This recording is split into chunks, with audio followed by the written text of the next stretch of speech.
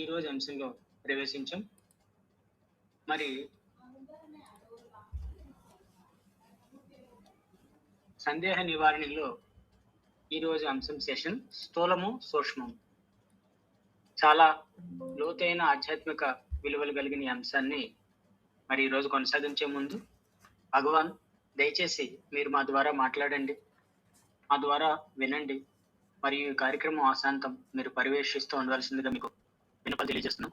మరి స్థూలము సూక్ష్మం అనే అంశాన్ని మన ముందు ఉంచడానికి resource person senior Sai devotee సాధకులు శ్రీ విష్ణువర్ధన్ రావు గారు మన ముందున్నారు.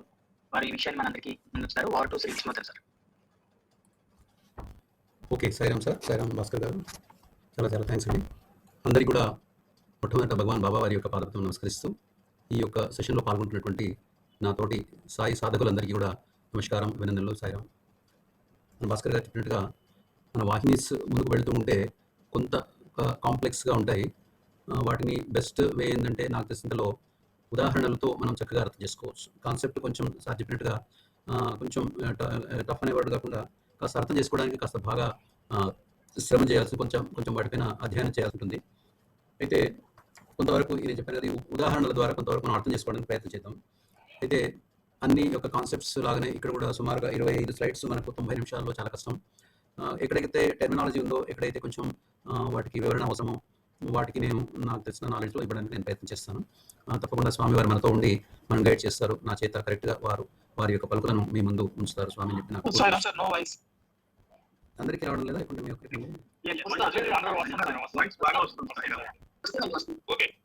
ఐ థింక్ సాయిరామ్ సార్ మీరు ఒకసారి అంటే లాగౌట్ అయ్యి మళ్ళీ లాగిన్ కండి. ప్రాబ్లీ ఒకసారి అట్లా అవుతుంది, ఒకసారి ట్రై చేయండి.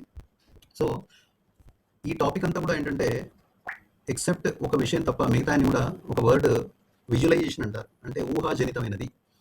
అంటే మనం ఊహతో ఆలోచించిస్తే మనకు అనుభవపూర్వకంగా తెలుస్తుంది. నేను మీకు మంచి ఎగ్జాంపుల్స్ తీసుకొచ్చాను.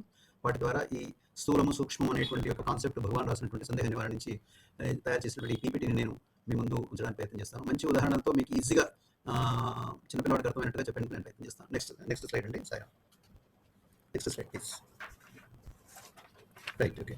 చూడండి, ఫస్ట్ యొక్క స్లైడ్లోనే ఇదేంటంటే ఇదంతా కూడా ఒక కాన్సెప్ట్ ఏంటంటే ఊంబ్ టు టాంబ్ అని ఒక కాన్సెప్ట్. అంటే తల్లి గర్భం నుంచి మొదలుకొని మనము టాంబ్ అంటే తెలుసు కదా, అంటే ఒక దాని ఏమంటారంటే గోరి అంటారు మామూలుగా, అంటే శ్మశాన వాటికలో మనిషి చివరి స్టేజ్ అనుకోండి. సో ఈ మధ్యకాలంలో మనిషి తన యొక్క జీవితాన్ని ఎలా అర్థం చేసుకోవాలి, ఎంత కాంప్లెక్సిటీస్గా భగవాన్ బాబా వారు అనుకోండి, భగవంతుడు అనుకోండి, ఈ మానవ శరీరాన్ని తయారు చేశారు.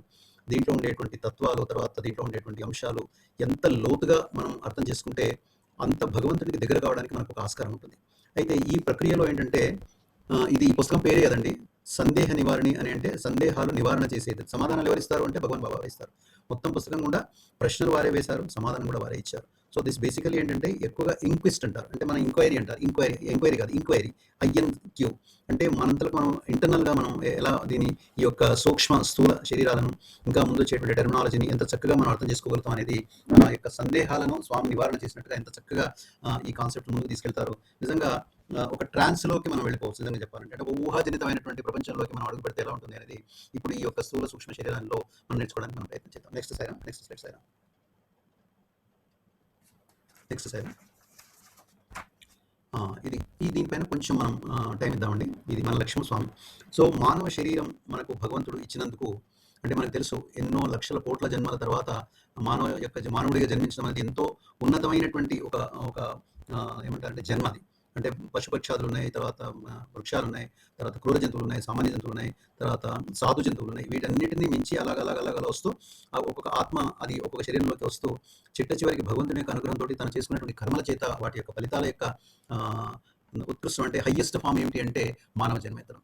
అయితే ఇంత కఠినమైనటువంటి ఒక ప్రక్రియకు లోనే మానవ జన్మ వచ్చినప్పుడు, భగవంతుడు మనకు ప్రసాదించినప్పుడు మన లక్ష్యం అంటే మన యొక్క ఎయిమ్ అండ్ మన ఆబ్జెక్టివ్ ఏముండాలి అని అంటే ఒకే ఒక వర్డ్ అంటే ఏమిటంటే దివ్యత్వానికి సన్నిహితం అవుతామన్నదే మన చేతుల్లోనే ఉంది. అంటే మన యొక్క ఉద్దేశం అదే ఉండాలి, మన లక్ష్యం కూడా అదే ఉండాలి. దాని ప్రక్రియలో మనం ఏదైనా సరే సాధన ఎలా చేస్తే మనం భగవంతుడికి దగ్గర అవుతాము, మన దివ్యత్వం మన లోపల మనం ప్రకాశించేటువంటి దివ్యత్వాన్ని మనం ఎలా తెలుసుకోగలుగుతాము. ఎందుకంటే అందరికీ తెలిసినటువంటి ఒక సత్యం ఏమిటంటే బాబావారి మార్గంలో ఉన్నటువంటి వాళ్ళు, బాబావారి ఆర్గనైజేషన్తో సంబంధించిన వాళ్ళు మనకు స్వామి ఇచ్చినటువంటి ఎన్నో ఉదాహరణలు ఏంటంటే, స్వామి మీరు భగవంతుడా అంటే అది పూర్ణ సత్యం కాదు, అర్ధ సత్యమే, నీవు కూడా భగవంతుడివే. అంటే చూడండి ఎంత స్వామి తనకు ఈక్వల్గా, తనకు సరిసమానంగా మానవుని ట్రీట్ చేస్తూ వచ్చాడు. అంటే మన లోపల ఉండేటువంటి ఆత్మస్వరూపుడే భగవంతుడు. అంటే మన లోపల ఆ దివ్యత్వాన్ని మనం తెలుసుకోవడానికి మన లక్ష్యంగా మనం పెట్టుకొని ఆ మార్గం ద్వారా మనం ప్రయాణం చేయడానికి మనం ప్రయత్నం చేస్తే తప్పకుండా మనం కృతకృతులు అవుతాం. అయితే ఇక్కడ లాస్ట్ రెండో సెంటెన్స్లో చూడండి, అవకాశం ఇస్తాడని మొదటి సెంటెన్స్లో ఇస్తే రెండోది ఏమిటంటే చాలా ఒక వైటల్ పాయింట్ ఉంది. అంటే కొన్ని చోట్ల నేను కొంచెం నొక్కి చెప్తాను. So that point is very ఇంపార్టెంట్గా మీరు దయచేసి ఒకవేళ if you're writing the note చేసుకోండి, లేదంటే మొబైల్లో నోట్ చేసుకోండి. ఏంటంటే మన చేతుల్లోనే ఉంది అనేది ఒక చాలా vital point, very important statement. ఏంటంటే దివ్యత్వానికి చేరుకోవడానికి సన్నిహితం కావడానికి ఏంటంటే ఎవరి చేతుల్లో ఉంది? మన చేతుల్లోనే ఉంది. తర్వాత రెండోది చూడండి, ప్రయత్నపూర్వకంగా అవుతుంది, యాదృచ్ఛికంగా కాదనేది కూడా ఈ యొక్క స్లైడ్ తెలియజేస్తుంది. ఈ స్లైడ్లో ముఖ్యమైనది ఏంటంటే మొట్టమొదటి మన యొక్క లక్ష్యం కానీ ఎయిమ్ కానీ ఆబ్జెక్టివ్ ఏంటంటే భగవంతుడిని తెలుసుకోవడము, మన లోపల ఉండేటువంటి దివ్యత్వాన్ని తెలుసుకోవడం అనేది మన యొక్క ఆబ్జెక్టివ్ లక్ష్యంగా ఉండాలి. అయితే తప్పకుండా ప్రతి మానవుడికి భగవంతుడు అవకాశం ఇస్తాడనేది కూడా స్వామి ఈ యొక్క వాహిని ద్వారా మనకు తెలియజేస్తున్నారు. రెండో పాయింట్ దీంట్లో ఏంటంటే మన చేతుల్లోనే ఉంది, ఎవరి చేతుల్లోనే ఉంది. Nobody is going to reform us. ఎవరంతలకు వాళ్ళు ప్రయత్నం చేసి ఆ సాన్నిధ్యాన్ని పొందాలి, ఆ దివ్యత్వాన్ని తెలుసుకోవాలి తప్ప ఇదేదో మనం ఒక ఎగ్జామ్ రాస్తేనంటే మనకు మార్కులు ఇచ్చేసి నీవు దివ్యత్వం తెలుసుకున్నావు అని సర్టిఫికేట్ ఇచ్చేటువంటి కోర్స్ కాదు. తనంతలో తనకు అనుభవపూర్వకంగా తెలుసుకునేటువంటి నిజమైనటువంటి నాలెడ్జ్ అని చెప్పారనమాట. సో అదొకటి. మూడో పాయింట్ ఏమిటి ఈ స్లైడ్లో, ప్రయత్నం చేయకుండా మాత్రం రాదు అనేటువంటిది కూడా ఇక్కడ ఈ 3 పాయింట్స్ ఈ స్లైడ్లో జాగ్రత్తగా మీరు దయచేసి బ్రదర్స్ అండ్ సిస్టర్స్ గుర్తుపెట్టుకోండి. అవకాశం ఇవ్వడం ఒకటి, రెండోది మన చేతుల్లోనే ఉంది, మూడోది మన ప్రయత్నం మాత్రం తప్పకుండా చేయాలి స్వామిని చేరుకోవడానికి. నెక్స్ట్ సాయిరామ్. ఓకే. సో ఇక్కడి నుంచి మన యొక్క యాక్చువల్ టాపిక్ స్టార్ట్ అవుతుందండి. ఇది చూడండి ఎంత ఒక మైక్రో లెవెల్లో అంటారు, అంటే సూక్ష్మమైనటువంటి యొక్క విషయంలోకి మనం వెళుతున్నాం. అది ఇక్కడ మనం తెలుసుకోవడానికి మనం ప్రయత్నం చేద్దాం. అయితే వీటికంటే ముందు, ఇది మనం చదివేదానికంటే ముందు ఎక్స్ప్లెయిన్ చేసేదానికంటే మీకు 2-3 ఎగ్జాంపుల్స్ ఇస్తాను. ఆ వాటిపైన మన యొక్క కాన్సెప్ట్స్ అంతా కూడా ముందుకు మనం తీసుకెళ్ళడానికి ప్రయత్నం చేద్దాం. ఏంటి అంటే మనకు కనపడే పదార్థము స్థూలము అంటాం. అంటే just like body. Suppose XYZ ఉన్నారు, సుబ్బారావు గారు, రామారావు, లలిత, సుజాత, ఏదో సమ్ నేమ్స్. ఓకే, నేను హ్యాపీ గారు చెప్తున్నానట, సమ్ నేమ్స్ ఆర్ దేర్ అనుకున్నాం ఫర్ ఎగ్జాంపుల్. అంటే స్థూలంగా కనిపించేటువంటి బాడీని స్థూలం అన్నాము, గ్రాస్ బాడీ అన్నాము. అలాగే వస్తువులకు ప్రతి వాటికి కూడా ఈ యొక్క కాన్సెప్ట్ మనం అన్వయించవచ్చు. ఎట్లా అని అంటారు, ఫర్ ఎగ్జాంపుల్ ఏంటంటే పాలు ఉన్నాయి, పాలు మనకు కనబడతాయి, రుచి కనబడుతుందా? లేదు, అనుభవపూర్వకంగానే మనం పొందాలి. అంటే పాలు మనకు కనపడేదేమో స్థూలం, కనపడనటువంటి రుచి ఏమిటంటే సూక్ష్మం అన్నమాట. అలాగే ఏంటంటే ఒక సపోజు మనకు ఒక శ్లోకం ఉంది, పుస్తకంలో శ్లోకం ఉంది. ఆ శ్లోకాన్ని మనం కంఠస్థం చేస్తే ఏమవుతుంది? మన మెదడులోకి పోయింది అని అంటాం. అంటే మన జ్ఞాపకంగా ఉండిపోయింది. అది ఎందుకో 10 సార్లు చదివాం ఆ శ్లోకాన్ని. అంటే పుస్తకంలో ఉండేటువంటి స్థూలమైంది నీ లోపల చేరినటువంటి ఆ శ్లోకం అయిపోయింది. అది ఒక కోశంలోకి వెళ్ళిపోయింది. తర్వాత వస్తాయి మన కోశాల డీటెయిల్గా ఉన్నాయి ఈ యొక్క ఎక్స్ప్లెనేషన్స్. అదేమైపోయింది? సూక్ష్మైపోయింది. అంటే ఇక బ్రాడ్ సెన్స్లో మాట్లాడేయండి ఈ మొత్తం పీపీటీలో ఏంటంటే స్థూలమేమో కనబడుతుంది, సూక్ష్మమేమో కనబడదు. విజువలైజేషన్ చేయాలి, ఇమాజినేషన్ చేయాలి, ఆలోచించాలి. అప్పుడు దాన్ని మనం అనుభవపూర్వకంగా తెలుసుకోవడానికి మనకు ఒక మార్గం ఏర్పడుతుంది అన్నమాట. చూడండి, ఏ విషయమైనా 2 ఉంటాయని చెప్తున్నాడు. ఏదైనా తీసుకోండి, ఒక వస్తువు తీసుకోండి, మనిషి తీసుకోండి, ఏదైనా తీసుకోండి. జస్ట్ లైక్ ఇంకో ఎగ్జాంపుల్స్ ముందర నేను ఒక మంచి ఎగ్జాంపుల్ ఇస్తాను మీకు. దాని యొక్క క్లూ ఇప్పుడు ఇస్తాను. ఏమిటంటే temple. For example temple example మీకు క్లియర్గా ఎక్స్ప్లెయిన్ చేస్తాను. ఒక స్లైడ్లో వస్తుంది. అది ఏమిటంటే టెంపుల్ ఆకారం అంతా మనకు కనపడుతుంది. పెద్ద టెంపుల్స్ ఉన్నాయి, చిన్న టెంపుల్స్ ఉన్నాయి, వెంకటేశ్వర స్వామి టెంపుల్ ఉన్నాయి, శివుడి ఉన్నాయి, అమ్మవారి ఉన్నాయి, హనుమాన్ స్వామి, ఏవో మన యొక్క టౌన్లో మన యొక్క పరిసరాల చుట్టూ ఎన్నో దేవాలయాలు ఉంటాయి. దేవాలయం అనేది ప్రాకారం అంతా కనబడుతుంది, గర్భగుడి కనబడుతుంది, తర్వాత గాలిగోపురం కనబడుతుంది, అన్ని కనబడతాయి. అవన్నీ ఏంటి? స్థూలం. కానీ భగవంతుడి యొక్క అనుగ్రహం కనబడుతుందా? కనపడదు, సూక్ష్మం. అది లోపలికి వెళ్ళి మనం ఏం చేస్తాం? కళ్ళు మూసుకుంటాం. కళ్ళు మూసుకున్న తర్వాత మనం ఏం చేస్తాం? ఆ భగవంతుని ప్రార్థిస్తున్నాం, ఆ భగవంతుని మన మనసులోకి తీసుకొస్తున్నాం, ఆ భగవంతుని యొక్క రూపాన్ని మనలోకి తీసుకొస్తాం. అంటే నీ బాడీ ఏమో స్థూలం అయిపోయింది, ఆ అనుగ్రహం అనుకోండి, గ్రేస్ అనుకోండి, ప్రార్థన ఏమైపోయింది? సూక్ష్మం అయిపోయింది అనమాట. ఇట్లా ప్రతి దానికి కూడా ఏంటంటే మనకు స్థూల సూక్ష్మాలు ప్రతి దాంట్లో ఉంటాయి. అది మనం ఏంటంటే అది గ్రహించడానికి అనుభవపూర్వకంగా తెలుసుకోవాలి. Very simple. ఏంటంటే గంట ఉంది, గంట అనేది ఒక స్థూలంగా కనపడుతుంది. గంట కొట్టిన తర్వాత నాదం ఏమైపోతుంది? అది గాలిలో మనకు శబ్ద రూపంలో కనపడుతుందా? కనపడదు, వినబడుతుంది. అంటే అనుభవపూర్వకంగా మనకు అది అనుభవిస్తున్నాం. అంటే గంటనేమో స్థూలం అయిపోయింది, దాని నుంచి వచ్చేటువంటి సౌండ్ కానీ వైబ్రేషన్స్ కానీ ఏమైనా సూక్ష్మమైన అనమాట. ఈ విధంగా చూడండి, మనం ప్రతిదీ కూడా చూస్తే అది ఈ కాన్సెప్ట్ యొక్క బేసిక్ మీకు స్ట్రక్చర్ ఇవ్వడానికి నేను ఇక్కడ ప్రయత్నం చేశాను. సో అందుగురించి ఏంటంటే ఇక్కడ చూడండి, ఇంకా కొంత డీటెయిల్గా దయచేసి చెప్పాను కదా, కొన్ని స్లైడ్స్లో మనకు తక్కువ టైం తీసుకుంటూ ముందు వెళ్తాం. ఎందుకంటే కొన్ని సెల్ఫ్ ఎక్స్ప్లెనేటరీ అంటారు వాటిని. అంటే ఆ యొక్క స్లైడ్ చదివితే మనకు తెలిసిపోతుంది కాబట్టి కొన్ని చోట్ల మనం కొంచెం తక్కువగా మనం సమయం కేటాయించి మనం వెళ్ళిపోవాలి. అయితే ఇక్కడ ఏంటంటే ఒక very vital important point, very what you call ఒక ముఖ్యమైనటువంటి విషయాన్ని దయచేసి గుర్తుంచుకోండి. అది ఈ కాన్సెప్ట్లో వన్ ఆఫ్ ద ఫండమెంటల్స్ ఏమిటంటే స్థూలం లేకుండా సూక్ష్మం ఉండదు అనేది వెరీ ఇంపార్టెంట్. అర్థమైందా బ్రదర్స్? వెరీ వైటల్ పాయింట్ అండి ఇది. ఈ యొక్క కాన్సెప్ట్లో important one of the points ఏంటంటే స్థూలం లేకుండా సూక్ష్మం అనేది ఉండదు. సూక్ష్మానికి స్థూలం అనేది సపోర్ట్. జస్ట్ లైక్ ఒకసారి మీరు ఆలోచించండి. అందుకే చెప్పాను కదా, ఇమాజినేషన్ వరల్డ్లోకి వెళ్ళిపోవాలి. ఇప్పుడు ఒక టెంపుల్ ముందు మనం నిలబడ్డాం. టెంపుల్ ఏంటంటే స్థూలము, ఆకారము, అక్కడ స్తంభాలు ఉన్నాయి, గుడి ఉంది, అంతా ఉంది. సూక్ష్మం ఏమవుతుంది, అక్కడ మనం వెళ్ళిన తర్వాత మనం ఒక భగవంతుని యొక్క ప్రార్థన చేసి మనం భగవంతుని యొక్క అనుగ్రహాన్ని పొందుతున్నాం, లేకుంటే ప్రార్థిస్తున్నాం, అది కనపడుతుందా? కనపడదు. కానీ ఆ టెంపుల్ లేకుండా నువ్వు ప్రార్థించడానికి వీలవుతుందా? లేదు. అంటే స్థూలం ఉంటేనే సూక్ష్మానికి ఒక ఆధారము, స్థూలం లేకుండా సూక్ష్మం ఉండదు. ఇప్పుడే అనుకున్నాం పాలు రుచి అనుకున్నాం, గంట తర్వాత వైబ్రేషన్గా వచ్చేటువంటి నాదం అనుకున్నాం. గంట లేకుండా నాదం వస్తుందా? రాదు. అలాగే పాలు లేకుండా రుచి చెప్పగలుగుతామా? లేదు, చెప్పదు. అంటే సూక్ష్మానికి సపోర్ట్ చేసేది స్థూలం అనేది ఇక్కడ this very very important point. అది మీరు ఇక్కడ గుర్తుంచుకోవాలి. అది అది దానిపైన ఈ యొక్క మొత్తం కాన్సెప్ట్ అంతా కూడా మనకు ఆధారపడింది. తర్వాత లాస్ట్ ఒక 2 స్లైడ్స్ చాలా ఇంపార్టెంట్ అండి. అయితే బ్రాడ్గా ఏంటంటే మనకు టైం ప్రకారం మనం వెళ్తాం. ఒక 10 విషయాలు మీతో ఉంచడానికి నేను ప్రయత్నం చేస్తానండి ఈ యొక్క కాన్సెప్ట్లో. ఫస్ట్ది మన లక్ష్యం అని అనుకున్నాం. రెండవది 4 కోశాల గురించి ఈరోజు మాట్లాడుకుందాం. తర్వాత గాయత్రి మంత్రంతో మన యొక్క ఈ యొక్క సూక్ష్మ స్థూల శరీరాలను అనుసంధానం చేశారు స్వామి, అది కూడా ఈరోజు చర్చిద్దాం. తర్వాత 3 శక్తుల కలయిక, దుర్గా, లక్ష్మీ, సరస్వతి, ఈ 3 శక్తుల కలయిక. తర్వాత కోశాల 5 గురించి కూడా దీంట్లో కొంత ఎక్స్ప్లెనేషన్ నేను చెప్పడానికి ప్రయత్నం చేస్తాం. తర్వాత స్థూల శరీరం యొక్క 25 తత్వాలు, 25 కాంపనెంట్స్ గురించి కూడా ఈరోజు మనం కొంతవరకు మనం బ్రీఫ్గా తెలుసుకోవడానికి మనం ప్రయత్నం చేస్తాం. తర్వాత ఇంకా స్వామి ఏం చేశారంటే ఈ స్థూల శరీరము తర్వాత స్థూల యొక్క కాన్సెప్ట్ అను త్రిపుర సుందరి అనేటువంటి ఒక కాన్సెప్ట్ కూడా స్వామి అనుసంధానం చేశాడు, అది కూడా తెలుసుకున్న తర్వాత ఉపనిషత్ వాక్యాలు కూడా ఏం చెప్తున్నాయి ఈ స్థూల శరీరాల గురించి, తర్వాత త్రిమూర్తుల గురించి కూడా ఈ యొక్క కాన్సెప్ట్ మనం తెలుసుకున్నాం. లాస్ట్ లో స్వామి వారి యొక్క దివ్య కిరణాల గురించి కూడా మనం 10 కాన్సెప్ట్లను 10 యొక్క విషయాలను ఈ రోజు మనం తెలుసుకోవడానికి ప్రయత్నం చేస్తామండి. సో దయచేసి అందరూ కూడా ఒక ట్రాన్స్ లో ఆ విధంగా ఉండండి. ఒక ఇమాజినేషన్ వరల్డ్ లోకి మనం వెళ్ళిపోతున్నాం కాబట్టి దయచేసి ఆ కాన్సన్ట్రేషన్ తో మీరు వెంటనే తప్పకుండా నేను I try to make more realistic for this ఇదనమాట ఈ యొక్క టాక్ అనుకోండి. అయితే సో భౌతికమైనదేమో స్థూలం ఉంటుంది, తర్వాత మనకు రూపనామాలతో ఉన్నాయి, లోన్న సూక్ష్మం నెగించిన కొరకు స్థూల రూపనామాలు ఏర్పడినవి ఇంతమంది చెప్పాం. స్థూల ఆకాశం వల్ల సూక్ష్మ ఆకాశం కూడా ఉంది, దాన్నే సూక్ష్మ హృదయాలు అంటామంటారు. హృదయాకాశం ఇంత విశాలం మరి దేనికి లేదు కూడా ఉంది. Yes correct. ఈ పాయింట్లో ఒకసారి చూడండి. ఒకసారి హృదయాకాశం అనేది ఎందుకు అన్నారు ఇక్కడ అంటే మన హృదయంలో నిజంగా ప్రేమతత్వానికి మనకి పెంచుకుంటూ పోతుంటే మొత్తం ప్రపంచానికంతా కూడా మనం ప్రేమ పెంచవచ్చు. అంటే హృదయాకాశానికి లిమిట్స్ అంటూ లేవు అనమాట, విశాలానికి అనంతం అనమాట. ఎందుకు ఆ ప్రేమకు ఆ హృదయ యొక్క ఆకాశం అనుకోండి, హృదయాంతరాలు అనుకోయిందంటే ఆ ప్రేమను ఎంతైనా మనం పంచవచ్చు. అంటే ఒకరికి ప్రేమ పంచవచ్చు, 10 మందికి, 1000 మందికి, 1,00,000 మందికి, 10 లక్షల మందికి, ఎంతమందికైనా ఆ హృదయాన్ని మనం ఆ ఆకాశంతో పోలిస్తారంటే విశాలమైనటువంటి హృదయంతో ఉంటుంది కాబట్టి అది ఆ సూక్ష్మమైనటువంటి అది కాన్సెప్ట్. అది ఎంతమందికైనా మనం ఎంత మొత్తం చరాచర ప్రపంచానికి కూడా మనం అందుకే మనం భజన తర్వాత ఏం చేస్తున్నాం, సమస్త లోకాసుకి నువ్వు భవంతు అంటే చూస్తున్నాం అవన్నీ ఆ లోకాలకు వెళ్తున్నామా, అక్కడికి ఏమైనా ఫిజికల్గా ప్రయాణం చేస్తున్నాం, భౌతికంగా వెళ్తున్నాం లేదు. ఈ స్థూల శరీరంతో మనం ఏం చేస్తున్నాం, మానసికంగా మనం ఏం చేస్తున్నాం, ఇంటర్నల్గా మనం ప్రే చేస్తున్నాం. మొత్తం లోకాలన్నీ 14 లోకాలు కూడా మొత్తం కూడా సుఖశాంతులతో ఉండాలి, ఆనందంగా ఉండాలని చెప్పి మనం ప్రార్థన చేస్తాం. సాయిరామ్. అందరికీ ప్రాబ్లమా? మీ ఒక్కరికి అండి. సాయిరామ్ ప్లీజ్.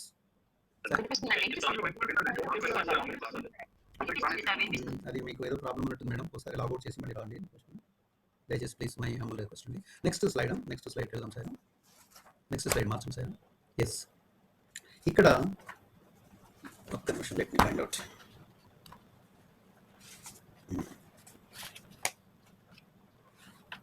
మన లక్ష్యం అయిపోయింది కదా, స్థూలం సూక్ష్మం అయిపోయింది, పరమాత్ముడే జీవిత రథసారథి అనేది కూడా ఇక్కడ కొంతవరకు. అయితే ఇక్కడ మనకు మళ్ళీ స్వామి యొక్క తత్వంలోకి, స్వామి చెప్పినటువంటి యొక్క కాన్సెప్ట్లోకి ఏంటంటే మళ్ళీ మన లోపల ఉండేటువంటి దుర్గుణాలు ఉన్నాయి, తర్వాత సుగుణాలు సద్గుణాలు కూడా ఉన్నాయి. ఇక్కడ స్వామి వారు ఏం చేస్తున్నారంటే దుర్గుణాలనేమో కౌరవులతో పోల్చారు, నిర్గుణమైన సత్య ధర్మ శాంతి ప్రేమ హింసలనేమో పంచపాండవులతో పోల్చారు. అంటే ఇది చూడండి, మళ్ళీ మనకి కనిపిస్తున్నాయా? ఇవన్నీ కనిపించలేదు, ఓన్లీ సూక్ష్మ రూపంలో మనం ఊహించుకుంటున్నాం. దృఢం ఉంటే మనకు కనిపిస్తుందా? శరీరంలో కనిపిస్తుందా? కనిపిస్తుంది. మనం అనుభవపూర్వకంగా తెలుసుకోవాల్సిందే. ఒక వ్యక్తి సపోజ్ జస్ట్ ఒక ఊహ మాత్రంగా అనుకోండి, ఒక వ్యక్తి మంచివాడు, ఒక వ్యక్తి చెడ్డవాడు అనుకున్నాం. మనకి ఎట్లా తెలుస్తుంది? మనం వెళ్ళి అనుభవం చేస్తేనే మనకు తెలుస్తుంది. ఇతను మంచివాడండి, చాలా మంచివాడండి అంటాం. ఒక అతను కరెక్ట్గా లేడనుకోండి, అతనే అంటాం అతను మంచివాడు కాదండి, అతని క్యారెక్టర్ మంచి లేదు అని చెప్తాం. ఎలా చేసుకున్నాం? మనకు కనిపిస్తుందా? స్థూలంగా కనిపిస్తుందా? స్థూలంగా కనిపించడం లేదు, సూక్ష్మంలో మనం గ్రహించడానికి ప్రయత్నం చేస్తున్నాం. అంటే ఏదైనా సూక్ష్మం అనేది ఏంటంటే అనుభవపూర్వకంగా చెప్పవలసిందే తప్ప మనకు కనపడనేది మాత్రమే సూక్ష్మం అవుతుంది, కనిపించేది మాత్రం స్థూలం అవుతుంది. అట్లాగే ఏంటంటే ఈ సెకండ్ సెంటెన్స్ కూడా ధృతరాష్ట్రం గురించి రాశాడు, ఇవన్నీ కూడా కొంచెం చదువుకోండి. ఎందుకంటే అన్ని తెలిసిన పాయింట్లు కొంతవరకు ఉండవచ్చు అండి, నాట్ దట్ అన్ని తెలుసు కూడా ఏం కాదు. అయితే ఏంటంటే ఇక్కడ ఈ కాన్సెప్ట్ ఏంటంటే ఆత్మ గురించి ఒకసారి చెప్తున్నాడు. కృష్ణ పరమాత్మ ఏంటంటే స్థూలము, ఆత్మ అనేది సూక్ష్మము. అంటే మనకు భగవంతుడితో మనం పోల్చుకుందాం. ఫర్ ఎగ్జాంపుల్ మనకు భగవాన్ బాబా వారిని మనం ఒక ఇలవేల్పుగా మన ఇష్టదైవంగా మనం పోల్చుకుంటాం. భగవాన్ బాబా వారి ఉండేటువంటి ఆ 5 feet స్థూల శరీరం ముఖ్యమా భగవంతుడిలో? అందుకే స్వామి యొక్క ఉపన్యాసాలు మనం వినవాడు ఏంటంటే దేహి ముఖ్యము, దేహం ముఖ్యం కాదు అని చెప్తున్నారు స్వామి ఎన్నో ఉపన్యాసాలు. అంటే స్థూలంగా కనిపించేటువంటి దేహము ముఖ్యం కాదు, దాంట్లో ఉండేటువంటి ఆత్మతత్వము లేకుంటే దేహే ముఖ్యము.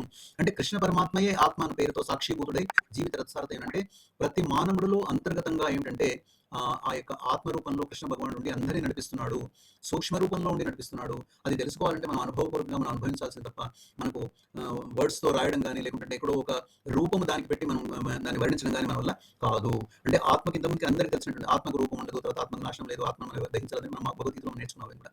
అట్లాగే ఏంటంటే కృష్ణ పరమాత్మను దేహంతో ఉన్నటువంటి దేహి అయితే అతనిలో ఉండేటువంటి దేహి ఆత్మ, ఆ ఆత్మనే ప్రతి మానవుడిలో ఉండి జీవిత రథసారథిగా మనకు ముందుకు తీసుకెళ్తున్నాడు అనేటువంటిది. అయితే లాస్ట్ సెంటెన్స్ ఒక్కసారి చూడండి, తర్వాత మనం ముందుకు వెళ్ళడానికి ప్రయత్నం చేద్దాం. వ్యామోహాలు, మమకార, అహంకారములు లేకుండా చేసుకున్న శాంతిగా ఉండవచ్చును. ఇది వెరీ వెరీ ప్రొఫౌండ్ స్టేట్మెంట్. దీని గురించి మనం ఒక్కసారి దీని గురించి మనం చెప్తాం. ఏంటంటే ఆత్మతత్వం గురించి మాట్లాడినప్పుడు ఏంటంటే చెడు గాని మంచి గాని దేనికి అది కట్టుబడి ఉండదు. అతీతమైనటువంటి ఒక తత్వమే ఆత్మ. అప్పుడే మనకు శాంతిగా ఉండంటే, మంచి ఉన్నా శాంతి ఉంటుందా అంటే అది కొంతకాలమే ఉండవచ్చు. చెడు ఉన్నా శాంతి ఉంటుందా? చెడు ఉంటే ఎలాగో శాంతి, అది కూడా శాశ్వతమా? కాదు.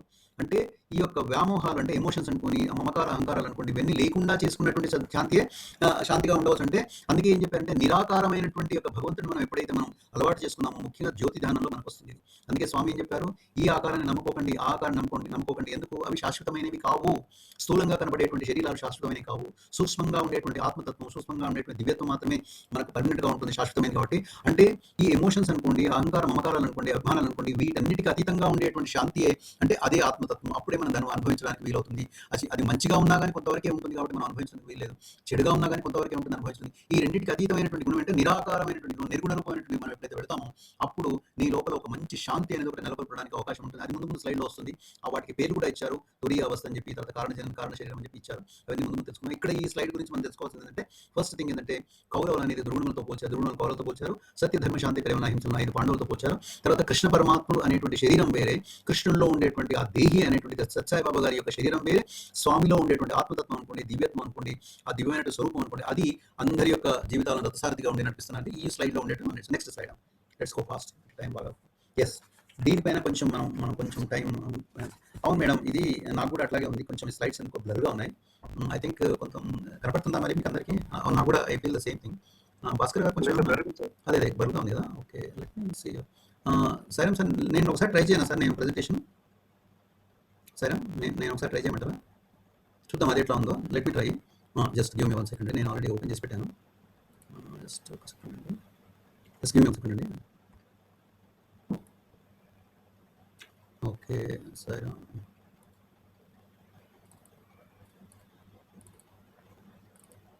1 సెకండ్ సార్, జస్ట్ ఓపెన్ చేస్తున్నాను. 4th August. Okay, 4th August.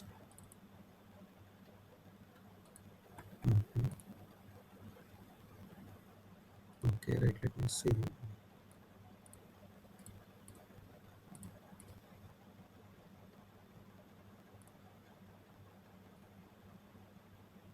Sir కనిపిస్తుందా సార్ ఇప్పుడు? సైడ్ క్లియర్గా ఉందా? Okay sir, right, thank you sir. నేను ఇది మన స్లైడ్ పెట్టుకుందాం ఒక నిమిషం ఆగండి. ఐ థింక్ ఇది అయిపోయింది, నేను వీడియో కూడా ఇది అయిపోయింది కదా. ఓకే, ఇక్కడ ఇది ఇస్ వెరీ ఇంపార్టెంట్ అండి. సో దీని గురించి మనం కొంతవరకు చర్చించడానికి మనం ప్రయత్నం చేద్దాం. ఓకే రైట్, ఇది ఈ స్లైడ్లో కొంచెం మనం టైం ఇవ్వండి సార్. అందరూ కూడా ఒకసారి ఏకాగ్రతతో చూసుకోండి. This the most important slide and this is the, అంటే ఇది మనకు మొత్తం కాన్సెప్ట్, ఇది ఫండమెంటల్స్ అండి. తర్వాత వచ్చే కూడా ముఖ్యమైనవి కావచ్చు, బట్ దీనిపైన మనం కాన్సన్ట్రేట్ చేసామంటే మొత్తం కాన్సెప్ట్ అంతా మీకు అర్థమైపోతుంది. Very simple. ఫస్ట్ థింగ్, భౌతికంగా కనిపించేది స్థూల శరీరము, క్లియర్. నెక్స్ట్, సూక్ష్మ శరీరము కంటికి కనపడదు, కారణ శరీరము కంటికి కనపడదు, ఆత్మ కంటికి కనపడదు. సో మిగతా మూడు కింద ఉండేటువంటి ఊహాజనితంగా విజువలైజేషన్ చేసుకోవాలి మనం. మనకు కనిపించేది ఒక స్థూల శరీరం మాత్రమే. వీటిని ఎట్లా అనుభవించాలి అనేది ఏంటంటే ఇంతమంది మనం చెప్పాం. ఏంటంటే బాడీ అనేది మనకు కనిపిస్తుంది, టెంపుల్ కనిపిస్తుంది, పాలు కనిపిస్తున్నాయి, గంట కనిపిస్తుంది, clear. Next let us go to the next one. సూక్ష్మ శరీరం అంటే పాలలో రుచి అనుభవపూర్వకంగా తెలుసుకోవాలి. టెంపుల్కి వెళ్ళిన తర్వాత భగవంతునికి అనుగ్రహాన్ని మన యొక్క మనసులో ప్రార్థన చేసుకొని మనకు భగవంతుడు అనుగ్రహించాడు అనేటువంటి ఒక భావన, ఒక సూక్ష్మంగా మనం భావన చేస్తే భగవంతుడు కనిపిస్తున్నాడా? లేదు, విగ్రహ రూపంలో ఉన్నాడు, టెంపుల్లో ఉన్నాడు. నెక్స్ట్, కారణ శరీరం గురించి మీకు ఒకసారి చెప్పడానికి ప్రయత్నం చేస్తాం, బాగా జాగ్రత్తగా. ఈ మూడింటికి ఏంటి సార్? స్థూల శరీరం అంటే క్లియర్గా ఉంది, ఓకే, బాడీ అన్నారు. మీరు సూక్ష్మ శరీరం అంటే మనకు కనపడదు, రుచి అన్నారు, తర్వాత గ్రేస్ అన్నారు, గంటకు ఉండేటువంటి వైబ్రేషన్స్ అన్నారు, ఆ గంట నాదం అన్నారు. కారణ శరీరం ఏంటి? Very important. కారణ శరీరం గురించి మంచిగా క్లియర్గా అర్థం చేసుకోండి సార్. ఏంటంటే ప్రతి మానవుడికి ఏమిటంటే కొంత శేష కర్మ ఉంటేనే జన్మ ఎత్తుతాడనేది దీనికి ఫస్ట్ ఒక బేసిస్ అండి. ఫస్ట్ థింగ్ అంటే శేషకర్మ లేకుండా ఎవ్వరు కూడా జన్మ ఎత్తరు అనేది ఫస్ట్ ప్రొపౌండ్ స్టేట్మెంట్. ఏమిటి అంటే మనకు భగవాన్ బాబా వారి యొక్క పద్యంలో కూడా మీరు కొంతమంది ఇక్కడ ఈ కాల్లో ఉండేవాళ్ళు వినవచ్చు. ఏంటంటే తల్లి గర్భం నుండి బయటికి వచ్చినప్పుడు ఏంటంటే బరువు ఉండేటువంటి ఒక కంఠమాల బ్రహ్మ ఇచ్చాను మీకు అని చెప్పి స్వామి యొక్క పద్యం ఏమిటంటే, నీవు చేసుకున్న మంచి చెడు తుంచకుండా నీ మడకు వేసి తల్లి గర్భం నుంచి నీవు ఎప్పుడైతే బయటకు వచ్చావో ఆ యొక్క కంఠమాల మీకు అంటే కర్మల యొక్క ఫలితాలు శేషం ఉంటుంది కాబట్టి వాటిని పూర్తి చేసుకునేందుకు మనం జన్మ ఎత్తామనేది ఇక్కడ చాలా ఇంపార్టెంట్. అయితే వెరీ వెరీ వైటల్ పాయింట్ ఏంటంటే ఇక్కడ కారణ శరీరం అనేది ఇది మనిషికి డిఫరెంట్గా ఉంటుంది. అంటే ఎందుకు అంటే పూర్వజన్మల యొక్క వాసనతోటి ఈ కారణ శరీరం అనేది ఏర్పడుతుంది. అంటే ఎలా అర్థం చేసుకోవాలి? మంచి ఒక చక్కటి ఒక దివ్యమైనటువంటి ఒక జన్మనెత్తుతనేమో అతని కారణ శరీరం పోయిందంటే అంత ముందు జన్మల్లో అతను ఎంతో సత్కర్మలు, సత్కార్యాలు, సద్గుణాలతో ఉన్నటువంటి కాబట్టి మంచి ఒక కుటుంబంలో జన్మ ఎత్తాడు. అతను మంచి వాసనలతో అతను జన్మ ఉంది, శేషం ఉంది. కానీ ఎలాంటి జన్మెత్తాడు? మంచి ఉత్కృష్టమైనటువంటి ఉన్నతమైనటువంటి కుటుంబంలో జన్మెత్తాడు. అలాగే రెండో వైపు ఆలోచిద్దాం, ఆపోజిట్ సైడ్ ఆలోచిద్దాం. కారణ శరీరానికి ఉన్నటువంటి ఒక వ్యక్తికి తన యొక్క పూర్వజన్మల యొక్క మొత్తం యొక్క ఫలితం అంతా కూడా ఎట్లా ఉంది అంటే ఏమీ బాగలేదు. అన్ని దుష్కర్మలే, అన్ని దుశ్చర్యలే, అన్ని అబద్ధాలే, అన్ని చెప్తూ మొత్తం జీవితాన్ని అంతా కూడా ఆ విధంగా చేసుకున్న జీవితం కారణ శరీరంతో ఆ బ్రహ్మ ఇచ్చేటువంటి కంఠమాల ఎట్లా వచ్చిందంటే అతను జన్మ ఎత్తడమే ఒక ఒక సాధారణమైనటువంటి లేకుంటే ఒక ఆధ్యాత్మికమైనటువంటి చింతన లేనటువంటి లేకుంటే ఒక దుష్ట కార్యాలు చేసేటువంటి ఒక కుటుంబంలో జన్మెత్తడం జరిగిపోయిందంటే కారణ శరీరం అనేది ఏంటంటే మంచి వాసనలు కలిగినటువంటి శరీరంతో ఒక మంచి ఉన్నతమైన కుటుంబంలో జన్మించడం అనేది కారణ శరీరం కారణము, అంటే ఆ వాసనలే కారణము. అలాగే ఆపోజిట్లో ఏంటంటే ఒక ఆధ్యాత్మిక సంపద లేనటువంటి లేకుంటే మంచితనం లేనటువంటి లేకుంటే సంఘంలో చెడుగా ప్రబలి ఉన్నటువంటి ఒక కుటుంబంలో జన్మెత్తడం. ఇద్దరు జన్మెత్తారు, ఇద్దరు తల్లి గర్భం నుంచి వచ్చారు. కానీ ఎందుకు భేదం అంటే ఆ కారణ శరీరం ఏంటంటే కారణంతో వస్తున్నారు, జన్మను ఎత్తడమే కారణంతో వస్తున్నారు. ఇలాంటి కారణాలు అంటే ఈ విధంగా మనం 2 ఎగ్జాంపుల్స్ తీసుకొని చెప్పాం. ఒకటేమో బ్రహ్మాండమైనటువంటి ఒక మంచి కుటుంబంలో ఉన్నతమైన కుటుంబంలో చాలా రిచ్ అనుకోండి, లేకుంటే లక్ష్మీదేవి వాటితో తాండవిస్తున్నటువంటి ఒక మంచి ఉన్నతమైన కుటుంబంలో జన్మెత్తడం ఒకటైతే, ఇంకోటికి ఏంటంటే 2 పూటల తినేటువంటి ఆహారం లేనటువంటి కటిక దరిద్రంతో ఉన్నటువంటి జన్మెత్తడం కూడా 2 జన్మలు ఎత్తారు, ఇద్దరు జన్మెత్తారు. ఇద్దరి యొక్క ప్రాసెస్ అంతా సేమ్. కానీ ఇద్దరి కారణం ఏంటి? ఆ కారణ శరీరంతో వచ్చినటువంటి ఆ యొక్క వాసనలే దానికి కారణము. ఇది క్లియర్గా సో స్థూలం అయిపోయింది, సూక్ష్మం అయిపోయింది, కారణం అయిపోయింది. Next let us come to ఆత్మ. This is a very vital point. ఏమిటంటే ఈ మూడిటికి అతీతమైనటువంటి ఒక ఆత్మ, ఒక తత్వమే ఆత్మతత్వం అన్నారు. అంటే ఆత్మ ఏంటి అంటే ఈ యొక్క రిచ్ ఏదైతే మనం ఫస్ట్ కేటగిరీ తీసుకున్నటువంటి అతను కావచ్చు, ఆమె కావచ్చు, స్త్రీ పురుషులు ఎవరైనా కావచ్చు, వాళ్ళల్లో ఉండే ఆత్మ రెండవ కేటగిరీలో తీసుకున్నటువంటి వ్యక్తిలో ఉండేటువంటి ఆత్మ మాత్రం సమానము. అంటే ఇక్కడ భేదం ఎక్కడ వస్తుంది అంటే స్థూల శరీరంలో కొంతవరకు భేదం కావచ్చు, సూక్ష్మ శరీరంలో కొంతవరకు భేదం కావచ్చు, కారణ శరీరంలో తప్పకుండా భేదం కనపడుతుంది. కానీ ఆత్మతత్వానికి వచ్చే ఏమైతుంటే ఇద్దరిలో ఉండేటువంటిది సకల జనులలో, సకల చరాచరంలో ఉండేటువంటి ఆత్మ మాత్రం సేమ్. ఈ యొక్క వైటల్ పాయింట్ చాలా ఇంపార్టెంట్ కాబట్టి గుర్తుంచుకోండి. ఇది మళ్ళీ ఒకసారి చెప్తాను. స్థూల శరీరం అనేది మనకు కనపడేది, సూక్ష్మ శరీరం అనేది అనుభవపూర్వకంగా తెలుసుకోవాలి. కారణ శరీరం అనేది వాసనలతో వస్తుంది, ఒక్కొక్క వ్యక్తికి ఒక విధంగా ఉంటుంది. శేషకర్మ ఉంటేనే ఫస్ట్ ఆఫ్ ఆల్ జన్మెత్తాడు అతను, మానవ జన్మ. అతని ఆ శేషం అంతా మొత్తం నల్లిఫై చేసుకోవాలంటారు, దాన్ని మొత్తం పూర్తి చేసుకుంటేనే అతనికి జన్మరాహిత్యం అవుతుంది. అది ఒక జన్మ పట్టవచ్చు, 10 జన్మలు పట్టవచ్చు, 100 జన్మలు కూడా పట్టవచ్చు, మన చేతిలో లేదు. మనం చేసుకునే కర్మలు బట్టి ఉంటుంది. నెక్స్ట్ ఆత్మ మాత్రం ఏం చెప్పాము? అందరిలో ఉండేటువంటి ఆత్మతత్వము, అందరిలో ఉండేటువంటి ఆత్మ అనేది మాత్రం ఒకటేలాగా ఉంటుంది. ఎవరికి భేదం ఉండదంటే ఒక richest person, highest spiritual aspect ఉండేటువంటి ఒక ఎలివేటెడ్ సోల్ అంటాం ఇంగ్లీష్లో. అంటే మంచి ఔన్నత్యం పొందినటువంటి ఆధ్యాత్మికంగా ఉన్నతమైనటువంటి స్థితిలో ఉన్నటువంటి వ్యక్తిలో ఉండేటువంటి ఆత్మ అయినా సరే ఒక చెండాలుడు అంటాం మనం, శంకరాచార్యుల యొక్క ఎగ్జాంపుల్ ఉంది. ఆ చెండాడులో ఉండేటువంటి ఆత్మ కూడా రెండు ఒకటే అని గుర్తుంచుకోవచ్చు. సరే, అంటే భగవంతుని తత్వంలో కామన్ పాయింట్ ఎంత ఈజీగా ఉందంటే దేహాలు వేరవుతున్నాయి కానీ దేహి మాత్రం వేరవుతలేడు. దేహి మాత్రం అన్నిట్లలో ఉండేటువంటి ఆత్మ ఒకటే.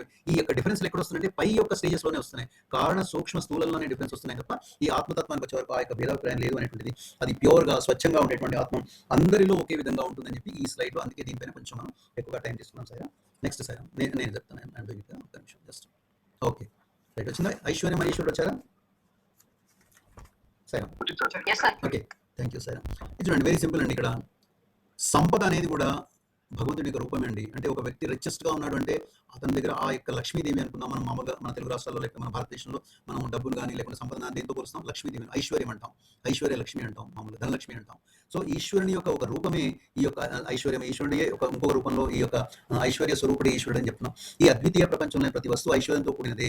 మూర్తిభవించిన ఈశ్వరుడి ఐశ్వర్యం, ఈశ్వరుని ఐశ్వర్యం లోకమంతటా వ్యాపించినది. అయితే ఇక్కడ ఏంటంటే మనం ముందు స్లైడ్కి వెళ్ళే ముందు ఏంటంటే ఇక్కడ మీకు ఒక విషయం చెప్పి మనం ముందుకు వెళ్దాం. ఏంటంటే ఐశ్వర్యం అంటే ఇక్కడ చూపించినటువంటి ఇమేజ్ లో చూపించినటువంటి బంగారు కాయిన్లో లేకపోతే వెండి నాణ్యాలు కాదు.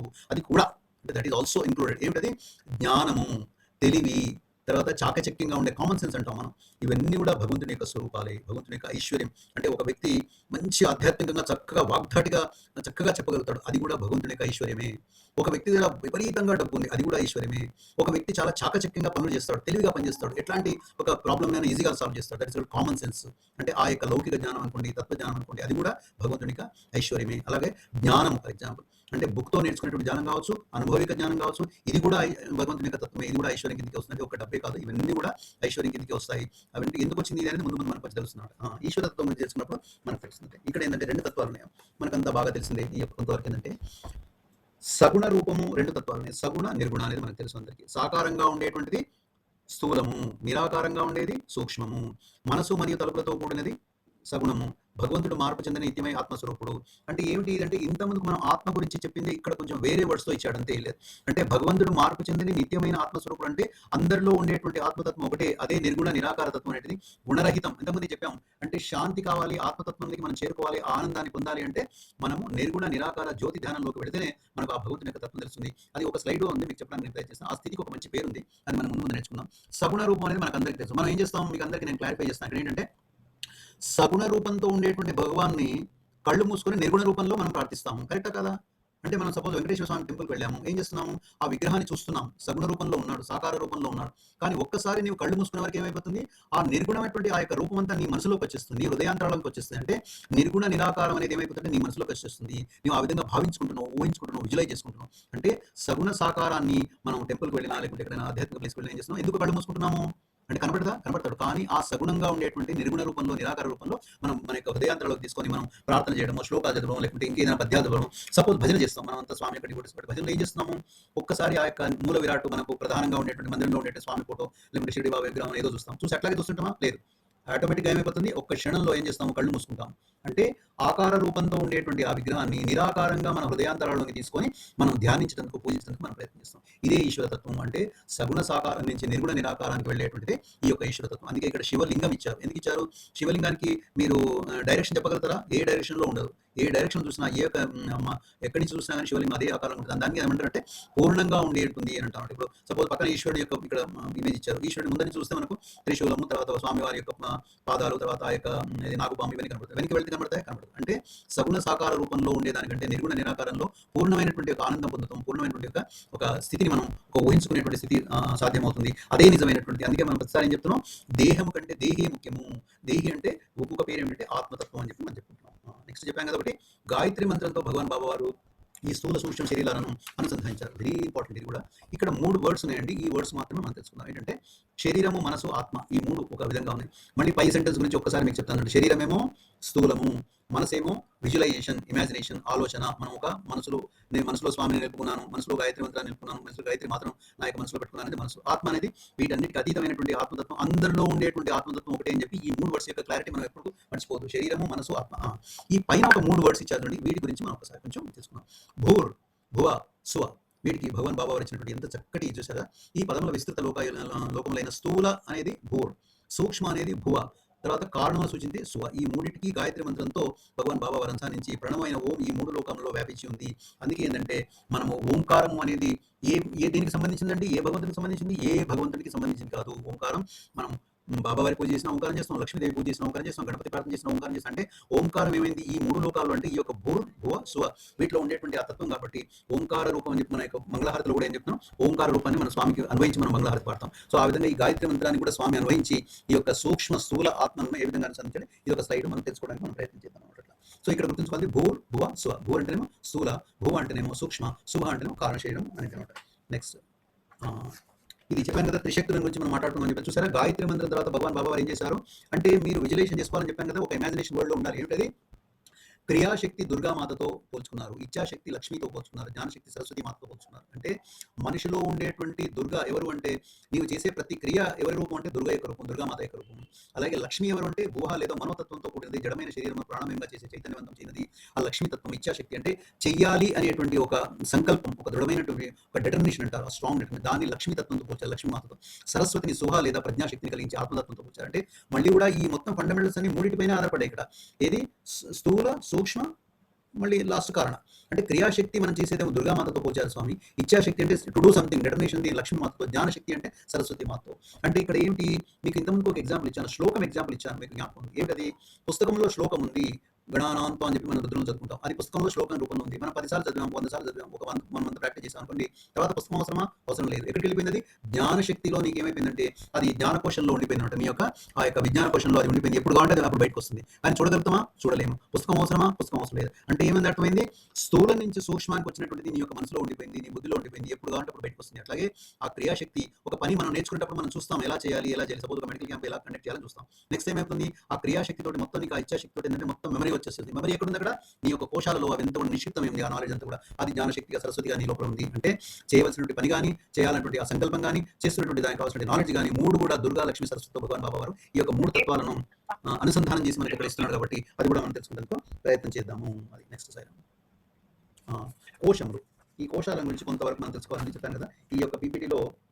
ఇది బట్ సేమ్ కాన్సెప్ట్ మాత్రం సేమ్ ఉంటుందండి. ఆ కాన్సెప్ట్ తోటే మనం ముందుకు వెళ్ళడానికి మనం ప్రయత్నం చేస్తాం. ఏంటంటే ఇవి కూడా మనకు కనబడవు. కనబడేది మాత్రం స్థూలంతో ఉండే అన్నమయ కోశం స్థూలంతో ఉంటుంది, ప్రాణమయ కోశం సూక్ష్మంలో ఉంటుంది, మనోమయ కోశం సూక్ష్మంలో ఉంటుంది, విజ్ఞానమయ కోశం సూక్ష్మంలో ఉంటుంది, ఆనందమయ కోశం కారణంతో కూడా ఉంటుంది. వీటిని మీకు ఒక మంచి ఉదాహరణతో నేను ఇవ్వడానికి మనం ప్రయత్నం చేస్తాం. ఏమిటంటే ఒక చిన్న అంటే లైటర్ సైడ్లో తీసుకోండి, don't take it very serious అండి.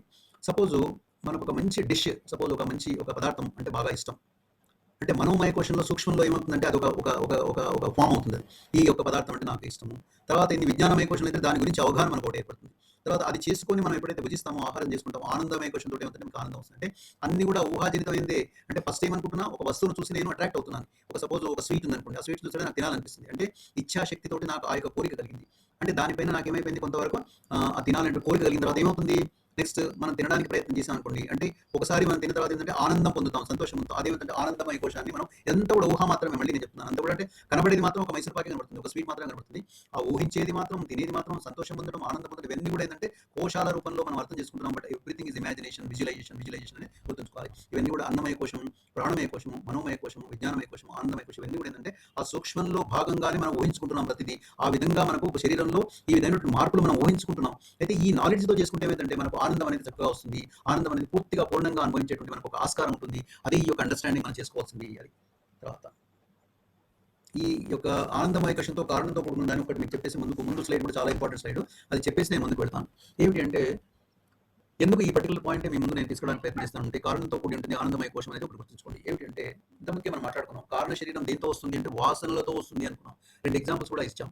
అయితే ఇక్కడ మళ్ళీ ఒక 2 ఎగ్జాంపుల్స్ తీసుకుందాం మీకు to make the point very clear. ఏంటంటే 2 వ్యక్తులు ఉన్నారు. ఒక వ్యక్తి ఏమో భజనకు వెళ్ళాలి అనేటువంటి సంకల్పంతో, స్ట్రాంగ్ డిటర్మినేషన్తో, ఇచ్ఛాశక్తితో ఉంటాడు. ఇంకో వ్యక్తి నాకు అంత ఇంట్రెస్ట్ లేదండి, నేను భజన సైడ్ లైక్. వ్యక్తులు ఇద్దరే, అక్కడ క్రియ కూడా ఒకటే, భజనలో పాల్గొనడం. కానీ 2 వ్యక్తుల నుంచి ఎందుకు ప్రతిస్పందన విపరీతంగా ఉంది, ఒక వ్యక్తి నుంచి మనకు పాజిటివ్గా ఉంది, ఒక వ్యక్తి నెగిటివ్గా ఎందుకు ఉంది అంటే ఆ కారణంతో కూడుకున్నటువంటి ఆ వాసనలు అతను ఏంటంటే ప్రివెంట్ చేస్తున్నాయి, వాసనలు అడ్డుపడుతున్నాయి అతనికి. సో మంచి మార్గం వెళ్ళడానికి కూడా ఏంటంటే అతనికి ఆ యొక్క సంకల్ప సిద్ధి ముందుకు వెళ్ళలేదు. అందుకే దీంట్లో ఒక వెరీ వెరీ ఇంపార్టెంట్ పాయింట్ ఒకటి ఇచ్చేసి మనం ముందుకు వెళ్దాం. Please remember brothers and sisters, ఏంటంటే స్వామి చెప్పినటువంటి మాట మీకు ఒకటి రాసుకోండి దయచేసి కావాలంటే, భగవంతుని యొక్క ఆజ్ఞ లేనిది, భగవంతుని యొక్క నామస్మరణ చేయడం కానీ, టెంపుల్కి వెళ్ళడం కానీ, లేకుంటే సాష్టాంగ పడడం కానీ, లేకుంటే ఒక రుద్రం చదవడం కానీ, లేకుంటే ఒక శ్లోకం నేర్చుకోవడం కానీ వీలు కాదు. అంటే మానవుడి యొక్క ప్రయత్నంతో పాటు భగవంతుని యొక్క అనుగ్రహం అనుకోండి, భగవంతుని యొక్క ఇచ్చ అనుకోండి, అది ఉంటేనే నీకు సాధ్యమవుతుంది తప్ప. అంటే కారణంతో కూడినటువంటి వాసనలు ఎంత బలంగా ఉంటాయంటే ఆ మనిషిని వెనక్కి పట్టి లాగేస్తుంటాయి తను మంచి వెళ్ళడానికి ప్రయత్నం చేస్తే.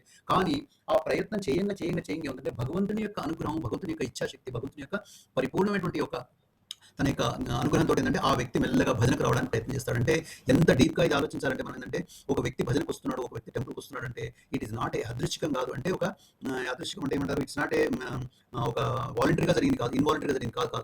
భగవంతుని యొక్క అనుగ్రహంతో జరుగుతుంది. సడన్ గా ఒక వ్యక్తి ఈ మధ్య మీరు భజనకు వెళ్తున్నారంటండి, ఎప్పుడు మీరు భజనకు రాలేదండి, ఏమనండి నాకు మంచిగా అనిపిస్తుంది, నేను భజనకు వెళ్తున్నానండి, నాకు అలవాటు అయిపోయిందండి, ఈ మధ్య నేను భజన కూడా నేర్చుకున్నానంట.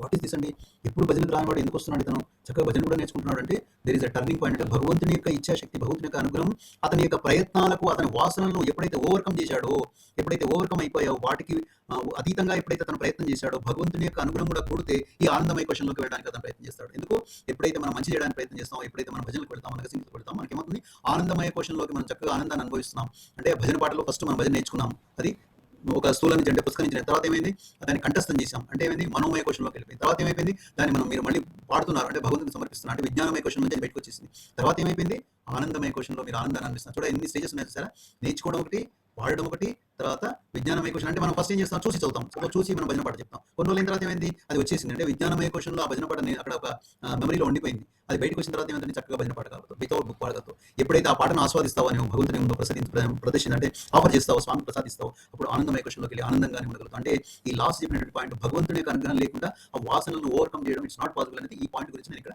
చెప్పడానికి ప్రయత్నం చేశాను. నెక్స్ట్ ఈ స్లైడ్ కూడా చాలా ముఖ్యమైన, దీనిపైన కూడా మనం కొంత టైం ఇవ్వడానికి మనం ప్రయత్నం చేద్దాం. దీని బాగా కొంచెం స్టడీ చేయండి. కింద నుంచి రండి సార్, మీరు ప్లీజ్ పై నుంచి కంటే కింద నుంచి వెళ్దాం. మనం ఫస్ట్ అందరికీ తెలిసింది, ఇంతవరకు మనం మాట్లాడుకున్నాం శరీరము స్థూల పదార్థము, అదే ఆ యొక్క కలర్ ఇచ్చాడు, ఏది చాక్లెట్ కలర్ ఇచ్చాడు, దట్ ఈస్ సీన్, అంటే మనకు కనబడేటువంటిది శరీరము, స్థూల పదార్థం. నెక్స్ట్ కనబడింది ప్రాణమయ కోశం, కనబడింది మనోమయ కోశం, మళ్ళీ కనబడింది విజ్ఞానమయ కోశం, ఆనందమయ కోశం. ఈ 4 అందరిలో డిఫరెంట్గా ఉంటాయి. This is very very important point. Please remember, even స్థూల శరీరంలో కూడా డిఫరెన్స్, అది మనకందరికీ తెలుసు. కొంతమంది పొట్టిగా ఉంటారు, కొంతమంది పొడిగా ఉంటారు, కొంతమంది లావుగా ఉంటారు, కొంతమంది అందంగా ఉంటారు, కొంతమంది మామూలుగా ఉంటారు, నల్లగా ఉంటారు, తెల్లగా ఉంటారు. దట్స్ వెరీ మనకందరికీ తెలిసినటువంటి సత్యమే, దాని గురించి మనకి డిస్కషన్ వస్తలేదు. నెక్స్ట్ ప్రాణమయ కోశము, మనోమయ కోశము, విజ్ఞానమయ కోశము, ఆనందమయ కోశంలో కూడా డిఫరెన్స్ ఉంది. ఇంతకుముందు చెప్పాం, కారణ శరీరంతో వచ్చినటువంటి దాంట్లో ఆనందమయ కోశం కొంచెం వైటల్గా ప్లే చేస్తుంది. ఆనందం అనేది నేను ఎక్కువగా ఆనందాన్ని అనుభవిస్తాను, ఇంకో తన ఆనందానికి దూరంగా ఉండిపోవచ్చు, ఎందుకు అతని వాసనలు బలంగా అతనికి వెనక్కి లాగుతున్నాయి. అలాగే విజ్ఞానమయ కోశంలో కూడా నేను డిఫరెన్స్ చెప్తాను సాయిరామ్, ప్లీజ్ ఇక్కడ కూడా కొంచెం మైక్రో లెవెల్లో వినండి. ఏంటంటే సపోజ్ మన ఇద్దరం భజన పాటలు నేర్చుకున్నాము, విజ్ఞానం అనేది చూసాం, ఇద్దరికి భజన పాటల పుస్తకం ఇచ్చారు, ఇద్దరు నేర్చుకున్నారు, కంఠస్థం చేశారు. కానీ నాకు సెకండ్ వ్యక్తి ఏంటి, చక్కగా భజన పాట వితౌట్ బుక్ ఆ విజ్ఞానమయ క్వశ్చన్లో ఆ యొక్క ఉండేటువంటి భజన పాటను చక్కగా రిట్రీవ్ చేసుకోగలుగుతున్నాడు, భగవాన్ బాబా యొక్క చరణాల మీద చరణాలకు సమర్పించగలుగుతాను. నేనేంది మళ్ళీ నాకు పుస్తకం, నాకు చరణం పడడం లేదు, చరణం రావడం లేదు, ఎందుకు మళ్ళీ ఆ వాసనలు ఎక్కడో ఉన్నాయి, నన్ను కొంచెం ఆ విజ్ఞానమయ క్వశ్చన్కి నన్ను ఎఫెక్ట్ చేస్తున్నాయి. ఇంకా కొంచెం స్టడీ అవసరం నాకు. అంటే విజ్ఞానమయ క్వశ్చన్లో కూడా కొంత డిఫరెన్స్ కొంత ఉంది, ఆనందమయ క్వశ్చన్లో ఇప్పుడే చెప్పిన డిఫరెన్స్ ఉంది. కానీ మళ్ళీ చెప్పినట్టుగా ప్లీజ్ రిమెంబర్, లాస్ట్కి వచ్చే వరకు ఆత్మలో మాత్రం ఎలాంటి భేదాభిప్రాయం లేదు. అందరిలో ఉండేటువంటి ఆ పరమాత్ముడు, ఆత్మరూపుడు, ఆత్మస్వరూపుడైనటువంటి పరమాత్ముడు అందరికీ ఒకే రీతిగా ఉన్నాడు, ఒకే స్థాయిలో ఉన్నాడు, ఒకేలాగా ఉన్నాడు, హెచ్చుతగ్గు లేవు, తర్వాత అధిక తారతమ్యాలు ఏవి లేవు. ఇవన్నీ కింది యొక్క కోశాలలో మాత్రమే మనం డిఫరెన్స్ ఎందుకు వస్తున్నాయని ఇంతకుముందు చెప్పుకున్నాం. స్థూలంగా అందరికీ డిఫరెన్సెస్ ఉన్నాయి. ఏ 2 men are not equal, 2 ladies are not equal అని మనకు అందరికీ తెలుసు, సామెతలు ఉన్నాయి. ప్రాణమయ క్వశ్చన్లో డిఫరెన్స్ అని చెప్పుకున్నాం, మనోమయ క్వశ్చన్లో డిఫరెన్స్ చెప్పుకున్నాం, విజ్ఞానమయ క్వశ్చన్, ఆనందమయ క్వశ్చన్లో కూడా భేదాభిప్రాయాలు ఉండవచ్చు కారణంతో. బట్ ఆత్మ దగ్గర వచ్చే వరకు ఏంటంటే, అయితే ఇక్కడ మనం తెలుసుకోవాల్సిందంటే ఈ 5 ఈ యొక్క వాటిని ఆత్మని ఏంటంటే ఎన్క్యాప్సుల్ అంటారు. అంటే ఒక ఈ కోశాలంతా దాని తెలుగులో ఏమంటామంటే కప్పబడి ఉంది అంటే ఊహాజనితంగానే ఉంది. ఇదంతా కూడా మళ్ళీ స్టిల్ వీఆర్ ఇన్ ఇల్యూజన్ అండి. అందరం కూడా మనం ఇప్పుడు ట్రాన్స్లోనే ఉన్నాం, ఎవరు కూడా ఇంకా మేల్కొ స్థితిలో లేము. అందరం కూడా ఒక ఊహాజనితంగా ఆలోచించుకుంటున్నాం. నా శరీరం ఉంది, నా శరీరంలో ప్రాణమయ శక్తి ఉంది, ప్రాణమయ కోశం ఉంది, మనోమయ కోశం ఉంది, విజ్ఞానమయ కోశం ఉంది, ఆనందమయ కోశం, తర్వాత ఆత్మ ఉంది. ఆత్మ అందులో అంటే ఈ విధంగా ఒక ఇమాజినేషన్, విజువలైజేషన్ చేసుకుంటున్నాం మనం. ఎంత కూడా ఈ విధంగా ఉంటుంది అని చెప్పి స్వామి చెప్పారు. నెక్స్ట్ స్లైడ్ వెళ్దాం. వేరు అయినా పరస్పర ఆధారితం. ఇక్కడ చూడండి, నెక్స్ట్ ఏంటంటే ఇంతకుముందే చెప్పుకున్నాం, ఆత్మశక్తి వల్లనే శరీరం పనిచేస్తుంది, అందరికీ తెలిసిందండి. ఏంటి స్వామి చెప్పిన ప్రిన్సిపల్ ఏంటి, శివం ఉన్నంత వరకు మనిషిగా ఉంటాడు, శివం బయటది శివం అవుతాడు అని చెప్పి అందరికీ తెలుస్తుంది. అంటే ఆత్మ అన్నారు కొంతమంది, కొందరు కాన్షియస్ అన్నారు, కొందరు ఇన్నర్ కాన్షియస్ అన్నారు, కొందరు ఏంటంటే వైటాలిటీ అన్నారు, కొంతమంది ఏంటంటే ఇంకా ఒక రకరకాలైన పేర్లు ఇచ్చారు. ఆ విధంగా బట్ అన్నిటికీ ఏంటంటే ఆత్మ ఇస్ భారతీయ కల్చర్ అని చెప్పిందంటే ఆత్మశక్తి అనేది అందరిలో ఉండేటువంటి పని చేయాలి అంటే అన్ని కోశాలకు ఆధారైన శక్తి ఏమిటంటే ఆత్మశక్తి అనేది మాత్రం మనం గుర్తుంచుకుందాం. మానవుడు అనుభవించే సర్వానుభవాలు ఈ సూక్ష్మ శరీరం ద్వారా అనుభవిస్తున్నాం. అంతమంది చెప్పాం, సూక్ష్మ శరీరానికి స్థూల శరీరం సపోర్ట్ లేకుండా సూక్ష్మ శరీరం ఉండదు. ఎందుకు, నేను మనోమయ కోశం అనుకుంటున్నాను, ఆనందమయ కోశం అనుకుంటున్నాను, తర్వాత విజ్ఞానమయ కోశం. ఎప్పుడు నా స్థూలం ఉంటేనే ఇవన్నీ, అసలు నా స్థూలమే లేదనుకోండి ఎవ్రీథింగ్ వానిషెస్, అంతా మాయమైపోయింది, అక్కడ ఏమీ లేదు. అంటే వీటన్నిటికీ సూక్ష్మానికి మొత్తానికి స్థూలం అనేది సపోర్టు. అంటే ఎట్లయితే టెంపుల్కి మనం ఒక సపోర్ట్ ఇచ్చాము, టెంపుల్లోకి వెళ్తేనే నీకు గ్రేస్ అనేది వస్తుంది, అనుభవపూర్వకంగా భగవంతుడు. అసలు టెంపుల్ లేదనుకోండి వెరీ ద క్వశ్చన్ ఆఫ్ అనుభవం ఏంది, గ్లేస్ ఏంది, స్వామి యొక్క ఆశీర్వాదం ఏమీ ఉండవు. సో అన్నిటికీ ఏంటంటే స్థూలానికి, ఈ స్థూలం అనేది అన్నిటికీ సూక్ష్మానికి మొత్తానికి సపోర్ట్ ఇస్తుంది, వాటి వల్లనే ఉంటుంది. బట్ ఆత్మ అనేది అన్నింటిలో ఉంటుంది అనేది తెలుసుకున్నాం. వివిధ చైతన్య తత్వ స్థాయిలో సాక్షాత్కరించే బ్రహ్మం ఈ దేహంలోని అని అర్థం చేసుకోవాలి. స్థూల స్థితిలో మానవుడు విశ్వడు. ఇక్కడ ఒక 2 టర్నాలు ఇచ్చారు, మోస్ట్లీ ఏంటంటే మీకు క్విజ్కు బహుశా ఉపయోగపడతాయి. దాన్ని ఏమంటారు, ఈ సందేహ నివారణ యొక్క క్విజ్లో మోస్ట్లీ మీకు ఈ ఒక క్వశ్చన్ ఉంటే ఉండవచ్చు, దయచేసి నోట్ చేసుకోండి అంతే. స్థూల భౌతిక స్థితిలో మానవుడు విశ్వడు అని పిలవబడతాడు, సూక్ష్మ స్థితిలో తైజసుడు అని పిలవడతాడు. జస్ట్ టెక్నాలజీ అండి, దీని గురించి మనం డీటెయిల్ కనుక మనకు టైం చాలా తక్కువ ఉంటుంది కాబట్టి మీరు కావాలంటే సెర్చ్ తెలుసుకోవడానికి మనం ప్రయత్నం చేసి. సో అది ఈ 2 టెక్నాలజీ ఈ యొక్క స్లైడ్ ద్వారా మనం తెలుసుకోండి. అన్నిటికీ ఆత్మనే సపోర్టు, తర్వాత సూక్ష్మానికి అన్ని యొక్క కోశాలకు స్థూలం అనేది సపోర్ట్ అని కూడా ఈ యొక్క స్లైడ్ ద్వారా మనం తెలుసుకున్నాం. Next slide. స్థూల శరీరం గురించి కొంచెం ఇంకా డీటెయిల్గా ఇచ్చారు. చూడండి, ఇంతకుముందే చెప్పాను దేవాలయ ప్రాకారం గురించి నేను చెప్పాను. అది స్థూలము, ఇది భూర్, స్థూల ప్రపంచం శరీరం, అందువల్ల ఇది భౌతిక ప్రపంచం అని అందరికీ తెలిసినటువంటి పాయింట్. దీంట్లో ఏం కాంప్లికేషన్ లేదు. ఇక్కడ ఈ యొక్క స్లైడ్లో కొంచెం మీకు నేను డీటెయిల్ ఇవ్వడానికి ప్రయత్నం చేస్తాను. ఈ 25 తత్వాలు ఉన్నాయి కదా, ఈ తత్వాలు ఒకసారి ఏంటంటే మీకు నేను కొంత చెప్పడానికి నేను ప్రయత్నం చేస్తాను. అందరికీ కొంతమందికి తెలిసే ఉండవచ్చు, ఎందుకంటే బేసిక్ ఫండమెంటల్ నాలెడ్జ్ ఇవన్నీ కూడా. అంటే స్వామి యొక్క మార్గంలో ఉన్నవాళ్ళు, కొంత వాహిని పరిచయం ఉన్నవాళ్ళు, లేకపోతే సత్యసాయి స్పీక్స్ పరిచయం ఉన్నవాళ్ళు, స్వామి యొక్క ఉపన్యాసాలు ఇవన్నీ కూడా మనకు వస్తాయి క్రమంగా. సో అవేంటంటే ఫస్ట్ పంచభూతాలు అందరికీ తెలిసిన పంచభూతాలు ఏం చెప్పండి అని చెప్తారు. పంచభూతాలు ఏంటంటే మనకు వాయువు ఉంటుంది, తర్వాత ఎస్ కరెక్ట్ వండర్ఫుల్, అందరికీ తెలిసిందే మేడం. ఎందుకంటే అందుకే టైం ఎక్కువ. పంచకోశాలు ఇప్పుడే మనం చదువుకున్నాం, ఏంటి మనోమయ కోశం, ఆనందమయ కోశం, జ్ఞానమయ కోశం, తర్వాత లాస్ట్లో వచ్చేది ఈ యొక్క పంచేంద్రియాలు ఉన్నాం, తర్వాత పంచ ప్రాణములు ఉన్నాం. దీనికి ఏమన్నాను, మనసు, బుద్ధి, చిత్తము, అహంకారం. ఈ తత్వం లోపల సంచరించే మహాపురుషులతో కలిపి 20 తత్వాలు అంటే పంచభూతాలు 5, పంచకోశాలు 5, పంచేంద్రియాలు 5, పంచ ప్రాణాలు 5, తర్వాత మనసు, బుద్ధి, చిత్తము, అహంకారం. అయితే ఒక్కటే పాయింట్ ఇక్కడ నేను ఇక్కడ స్ట్రెస్ చేయాల్సింది ఏమిటంటే ఈ 25 తత్వాలు కలిగినటువంటిదే స్థూల శరీరం అని గుర్తుంచుకోండి. స్థూల శరీరంలో ఈ మొత్తం 25 తత్వాలతో కూడినటువంటి ప్రతి మానవుడి యొక్క శరీరం ఈ విధంగా ఉంటుంది. అంటే మనకు తెలుసుకోండో అంటే తెలిసిన వాళ్ళకి తెలుస్తుంది. ఒక మహానుభావుడికి పండితుడికి అడిగితే చెప్తారు ఇవన్నీ కూడా. అన్నీ తెలిసినవే. కొన్ని కనపడేటివి, కొన్ని కనపడనివి ఉంటాయి ఇక్కడ. అయితే దీంట్లో ఏంటంటే కొన్ని కనపడనివి రెండో దానికి అంటే సూక్ష్మ శరీరానికి వచ్చేటువంటి కొన్ని కనపడనివి ఉన్నాయి. సపోజ్ ఫర్ ఎగ్జాంపుల్ ఈ యొక్క 25 తత్వాలని చెప్తున్నాను. Just let us say one example like మనస్సు కనపడుతుందా? కనబడదు. బుద్ధి కనబడదు. చిత్తము కనబడదు. అహంకారము కనబడదు. కానీ పంచేంద్రియాలు కనబడతాయి? కనబడతాయి. తర్వాత పంచభూతాలు ఎక్స్పీరియన్స్ చేస్తున్నాం మనం. ఎయిర్ కనబడుతుంది, నీరు కనబడుతుంది, అగ్ని కనబడుతుంది. ఈ విధంగా ఏంటంటే పంచేంద్రియాలు ఇవన్నీ కూడా ఏంటంటే కొన్ని కనబడినవి, కొన్ని ఏంటంటే అంతర్గతంగా ఉండేటువంటి మన బాడీలో 25 తత్వాలతో కూడుకున్నదే మానవ దేహము. సో ఇది కూడా ఏంటంటే మీకు ఒకవేళ క్విజ్లో కనిపించే అవకాశం ఉంది కాబట్టి దయచేసి ఇవన్నీ కూడా మీరు గుర్తుంచుకోండి. అయితే సూక్ష్మ ప్రపంచంను అర్థం చేసుకునే నిమిత్తమే ఈ స్థూల ప్రపంచం ఉందని చెప్తారు స్వామి. అది ఇంతకుముందు మనం చెప్పాము. ఏమిటది? సూక్ష్మానికి సపోర్ట్ ఏమిటి? స్థూల ప్రపంచము. అది కరెక్ట్ గా స్వామి చెప్పిందే చెప్తున్నాను. అంటే స్థూల ప్రపంచం లేకుండా సూక్ష్మ ప్రపంచం లేదు లేదు లేదు. This is the valid point అండి. అందరికీ తెలిసింది. ఇంతకుముందు మన ఎగ్జాంపుల్ పాలు లేకుండా రుచి లేదు, గంట లేకుండా నాదం లేదు, టెంపుల్ లేకుండా స్వామి యొక్క అనుగ్రహం లేదు. ఇవన్నీ మనం ఎన్నో చెప్పుకుంటూ వచ్చాం. తర్వాత పుస్తకం లేకుండా శ్లోకం లేదు. పుస్తకం స్థూలం అయిపోయింది. దాని నుంచి నేను నేర్చుకునే యొక్క శ్లోకం అయిపోయింది, సూక్ష్మం అయిపోయింది, నా లోపల చేరిపోయింది. అది సో ఈ విధంగా ప్రతిదానికి ఉంటుంది. బట్ ఏది పుస్తకం లేకుండా నేను నేర్చుకోగలుగుతానా? లేదు. అంటే స్థూలంతో నాకు సపోర్ట్ సూక్ష్మానికి అనేది. దిస్ ఇస్ అన్నిటికీ వ్యాలిడ్ పాయింట్ ఏంటంటే స్థూల ప్రపంచమే సూక్ష్మ ప్రపంచానికి సపోర్టు. దాని లేకుండా ఇది ఉంటుంది అనేది మాత్రం. ఇది అంతఃకరణం అనేది అంటే ఇంతమంది చెప్పాం. అంతఃకరణం అంటే ఏం లేదండి, వెరీ సింపుల్ వర్డ్ ఏంటంటే ఆత్మని అంతఃకరణం అన్నారు. అంటే ఇన్నర్ కాన్షియస్ అన్నారు, లేకుంటే లోపల ఉండేటువంటి శివము అంటే భగవంతుడి రూపంలో ఉండేటువంటి ప్రాణం అన్నాం కొంతమంది, లేకుంటే కొంతమంది ఏంటంటే వైటల్ ఫోర్స్ అన్నారు, లేకుంటే డివైన్ ఫోర్స్ అన్నాం. ఏదో రకరకాల ఆధ్యాత్మిక సంస్థలు రకరకాల పేరు పెట్టుకున్నారు. బట్ అన్నిటికంటే అంతఃకరణం అనేది సింపుల్ ఇట్స్ ఆత్మ విచ్ ఇస్ సపోర్టింగ్, అన్నిటికీ సపోర్ట్ చేసేటువంటిది ఆత్మ. దాన్ని అంతఃకరణం అని అన్నారు. అదొకటి గుర్తుంచుకోండి అంతే. సూక్ష్మ శరీరానికి గురించి కూడా కొంత ఎక్స్ప్లెనేషన్ ఇచ్చారు భగవాన్ బాబా. ఇది కూడా ఏంటంటే ఇంతకుముందు చెప్పినట్టుగా సూక్ష్మ శరీరం అగైన్ ఇమాజినేషన్ ఓన్లీ, విజువలైజేషన్ నుంచి ఏమిటది? భూహవ అంటే మన గాయత్రి మంత్రంలో భూర్ భువ రెండోది ఇన్నర్ టెంపుల్ అన్నారు ఇక్కడ. అంటే అది ఏ ప్రాణశక్తి. దీని భౌతిక ఆధారం ఏది ఉండదు. ప్రాణశక్తి ఎగ్జాక్ట్లీ భౌతిక ఆధారం ఉంటుందా? మనసుకు భౌతిక ఆధారం ఉందా? బుద్ధికి భౌతిక ఆధారం ఉందా? అహంకారానికి భౌతిక ఆధారం ఉందా? లేదు. అది ప్రాణశక్తి అన్నమాట. మనం ప్రాణాన్ని చూడగలుగుతామా? చూడలేము. అంటే అంతరాలయం ఇన్నర్ టెంపుల్ అని ఎందుకన్నామంటే which can not be seen, మనం కనబడదు కాబట్టి ఊహ దానికి వచ్చేసింది. అయితే దీంట్లో ఏంటంటే చూడండి విడిగా మళ్ళీ ఇచ్చారు. ఇక్కడ కొంచెం ఎక్స్ప్లెనేషన్ అయిన తర్వాత మనం నెక్స్ట్ స్లైడ్ పెడదాం. చూడండి ఇది వెరీ క్లియర్ గా రాశారు స్వామి. ఏంటంటే సూక్ష్మాన్ని మళ్ళీ 2 విధాలుగా పరిగణించవచ్చు, డివైడ్ చేయొచ్చు. ఏంటంటే ఎమోషన్స్, భావోద్వేగాలు, ఉన్నత జ్ఞానంతో కూడిన విస్తృతమైన సూక్ష్మ ప్రపంచం అనేది ఒకటి ఉంటే, అన్నమయ ప్రాణమయ మనోమయ కోశం అనుభవించేది ఇంకో సాధనం. అంటే ఈ రెండు కూడా ఈ యొక్క సూక్ష్మ శరీరంలోనే ఉన్నాయి. ఏది? మన ఎమోషన్స్, తర్వాత ఉన్నత జ్ఞానంతో కూడినట్టు ఒక వ్యక్తికి మంచి బ్రహ్మాండమైన జ్ఞానం ఉంటుంది, ఇంకొకరికి పామరుడు అంటాం. అంటే అతనికి ఏమి జ్ఞానం లేదు. కానీ ఎక్కడున్నాయి? రెండు కూడా మనసు లోపలే ఉన్నాయి, మనిషి లోపలే ఉన్నాయి. అలాగే అన్నమయ ప్రాణమయ మనోమయ కోశం ఎక్కడున్నాయి? అది కూడా సూక్ష్మ శరీరానికి సంబంధించి మనం మాట్లాడుకుంటున్నాము. అయితే మళ్ళీ వైటల్ పాయింట్ ఏంది? స్థూల శరీరం లేకుండా ఇవన్నీ కూడా zero, nullify, nothing is existing అనేది గుర్తుంచుకోండి. అన్ని కూడా స్థూలం ఉంటేనే ఇవన్నీ కూడా ఉంటాయి, అనుభవంలోకి మనకు వస్తాయి అనేది. సూక్ష్మ ప్రపంచం స్థూల శరీరంలోనే పనిచేస్తుంది. Very valid point. ఎందుకంటే మనం అనుకున్నాం ఏంది? సూక్ష్మ ప్రపంచం స్థూల శరీరంలోనే పనిచేస్తుంది. Very important. పాలలోనే రుచి ఉంది, గంటలోనే నాదం ఉంది, టెంపుల్లోనే గ్రేస్ భగవంతుని కార్యక్రమం ఉంటుంది. అంటే స్థూల శరీరంలోనే సూక్ష్మ శరీర ప్రపంచం ఉంటుంది, పనిచేస్తుంది. ఇంతకు చెప్పిన పాయింట్ మళ్ళీ ఇక్కడ స్వామి గారు మనకు చెప్పారు. నెక్స్ట్ సూక్ష్మ శరీరం లోతైన అధ్యాయం అని అన్నాడు. కొంచెం దీంట్లో మనం తెలుసుకోవడానికి ప్రయత్నం చేద్దాం. ఏంటో ఇది ప్రాణమయ మనోమయ విజ్ఞానమయ కోశంలతో కూడిందే సూక్ష్మ శరీరం. ఏ సిద్ధం కూడా మనం మాట్లాడుకుందాం. మానవుడికి మాత్రమే ప్రత్యేకమైన విజ్ఞానమయ కోశం. Yes, this is the second point, is very very important point. ఏమిటది? అందరికీ మనకు తెలిసింది ఏంటంటే ఏమిటి? పశుపక్షాదులకు లేనటువంటిది ఏమిటది? విజ్ఞానమయ కోశం. మనకు మాత్రమే ఉంది, మానవులకు మాత్రమే విజ్ఞానమయ కోశం. అంటే ఏమిటి? ఇప్పుడే మనం ఇంతకుముందే చెప్పుకున్నాం. ఒక భజన పాట నేర్చుకున్నాము, దాన్ని మనం రిట్రీవ్ చేయగలుగుతున్నాము, మనం పాడగలుగుతున్నాము, జ్ఞాపశక్తి నుంచి బయటికి తీసుకెళ్ళాలి. అంటే నీ విజ్ఞానమయ కోశంలో అది మెమరీ రూపంలో ఉండిపోయింది. లేకుంటే భగవద్గీత శ్లోకం బాగా కంఠస్థం చేసావు, లేకుంటే రామాయణం కంఠస్థం చేసావు, అది విజ్ఞానమయ కోశంలో ఉండిపోయింది. నీవు ఎప్పుడు కావాలంటే అప్పుడు బయటకు వచ్చేటువంటి ఆ యొక్క నీకు అవకాశం ఉంటుంది. అది కేవలం మానవుడికి మాత్రమే విజ్ఞానమయ కోశం. మనకు అందరికీ తెలిసిందే. ఎందుకంటే స్వామి చెప్పారు డిస్క్రిమినేషన్ పవర్ ఎవరికి ఉంది? కేవలం మనుషులకు మాత్రమే ఉంది. అంటే విచక్షణ జ్ఞానము అన్నాం తెలుగులో. అది ఎవరికి ఉంది? కేవలం మానవులకు మాత్రమే ఉంది తప్ప జంతువులకు, వాటి పశుపక్షాలకు ఆ యొక్క విజ్ఞానమయ కోశం అనుకోండి, లేకుంటే విచక్షణ జ్ఞానం అనుకోండి, డిటర్మినేషన్ అనుకోండి, లేకుంటే డిస్క్రిమినేషన్ అనుకోండి, అవి ఓన్లీ మానవుడికి మాత్రమే ఉన్నాయని గుర్తుంచుకున్నాం. సూక్ష్మము స్థూలం కన్నా అన్ని భాగం కలిగి ఉంటుంది. కానీ కర్మేంద్రియం మాత్రం yes, very very valid point. సూక్ష్మం గురించి ఇప్పుడే మనం అనుకున్నాం. కర్మేంద్రియాలు ఏమిటి? కన్ను, ముక్కు, చెవి, తర్వాత స్కిన్, ఇవన్నీ అనుకుంటున్నాం కదా. మనసుకుంటాయా? కన్నుందా మనసుకు? బుద్ధికి కన్నుందా? లేదు. చెవి ఉందా దానికి? లేదు. తర్వాత వాటికి స్కిన్ ఉందా? లేదు. ఇవన్నీ కూడా ఇమాజినేటరీ గా మనం ఊహించుకుంటాం. విజులేషన్ అని చెప్పాం ఇంతమందికి. అంటే వాటి కర్మేంద్రియాలు ఉన్నా ఏ మాత్రం అంటే ఈ సెంటెన్స్ మనం అర్థం చేసుకోవాలి. సాయం అంటే సార్ ఏదో చెప్తున్నారు, ఈ కర్మేంద్రియాలు ఏమంటున్నాడు, ఎట్లా అంటే లేదు, వెరీ సింపుల్. మనసు, బుద్ధి, అహంకారం, మనోమయ కోశం, విజ్ఞానమయ కోశం, వీటన్నిటికీ కళ్ళు ఉన్నాయా? లేవు. చెవులు ఉన్నాయా? లేవు. స్కిన్ ఉందా? లేదు.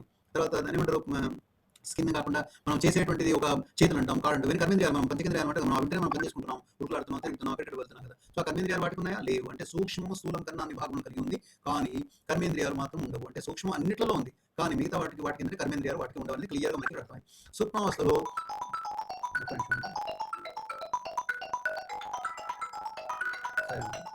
సరే సో స్వప్నావస్థలో అన్ని ఉన్నవి అన్ని మనస్సు యొక్క సృష్టి. ఎస్, అందరూ కూడా మనం స్వప్నంలో ఏదో అనుకుంటాం, అది అనుకుంటాం. అవన్నీ ఏంటి?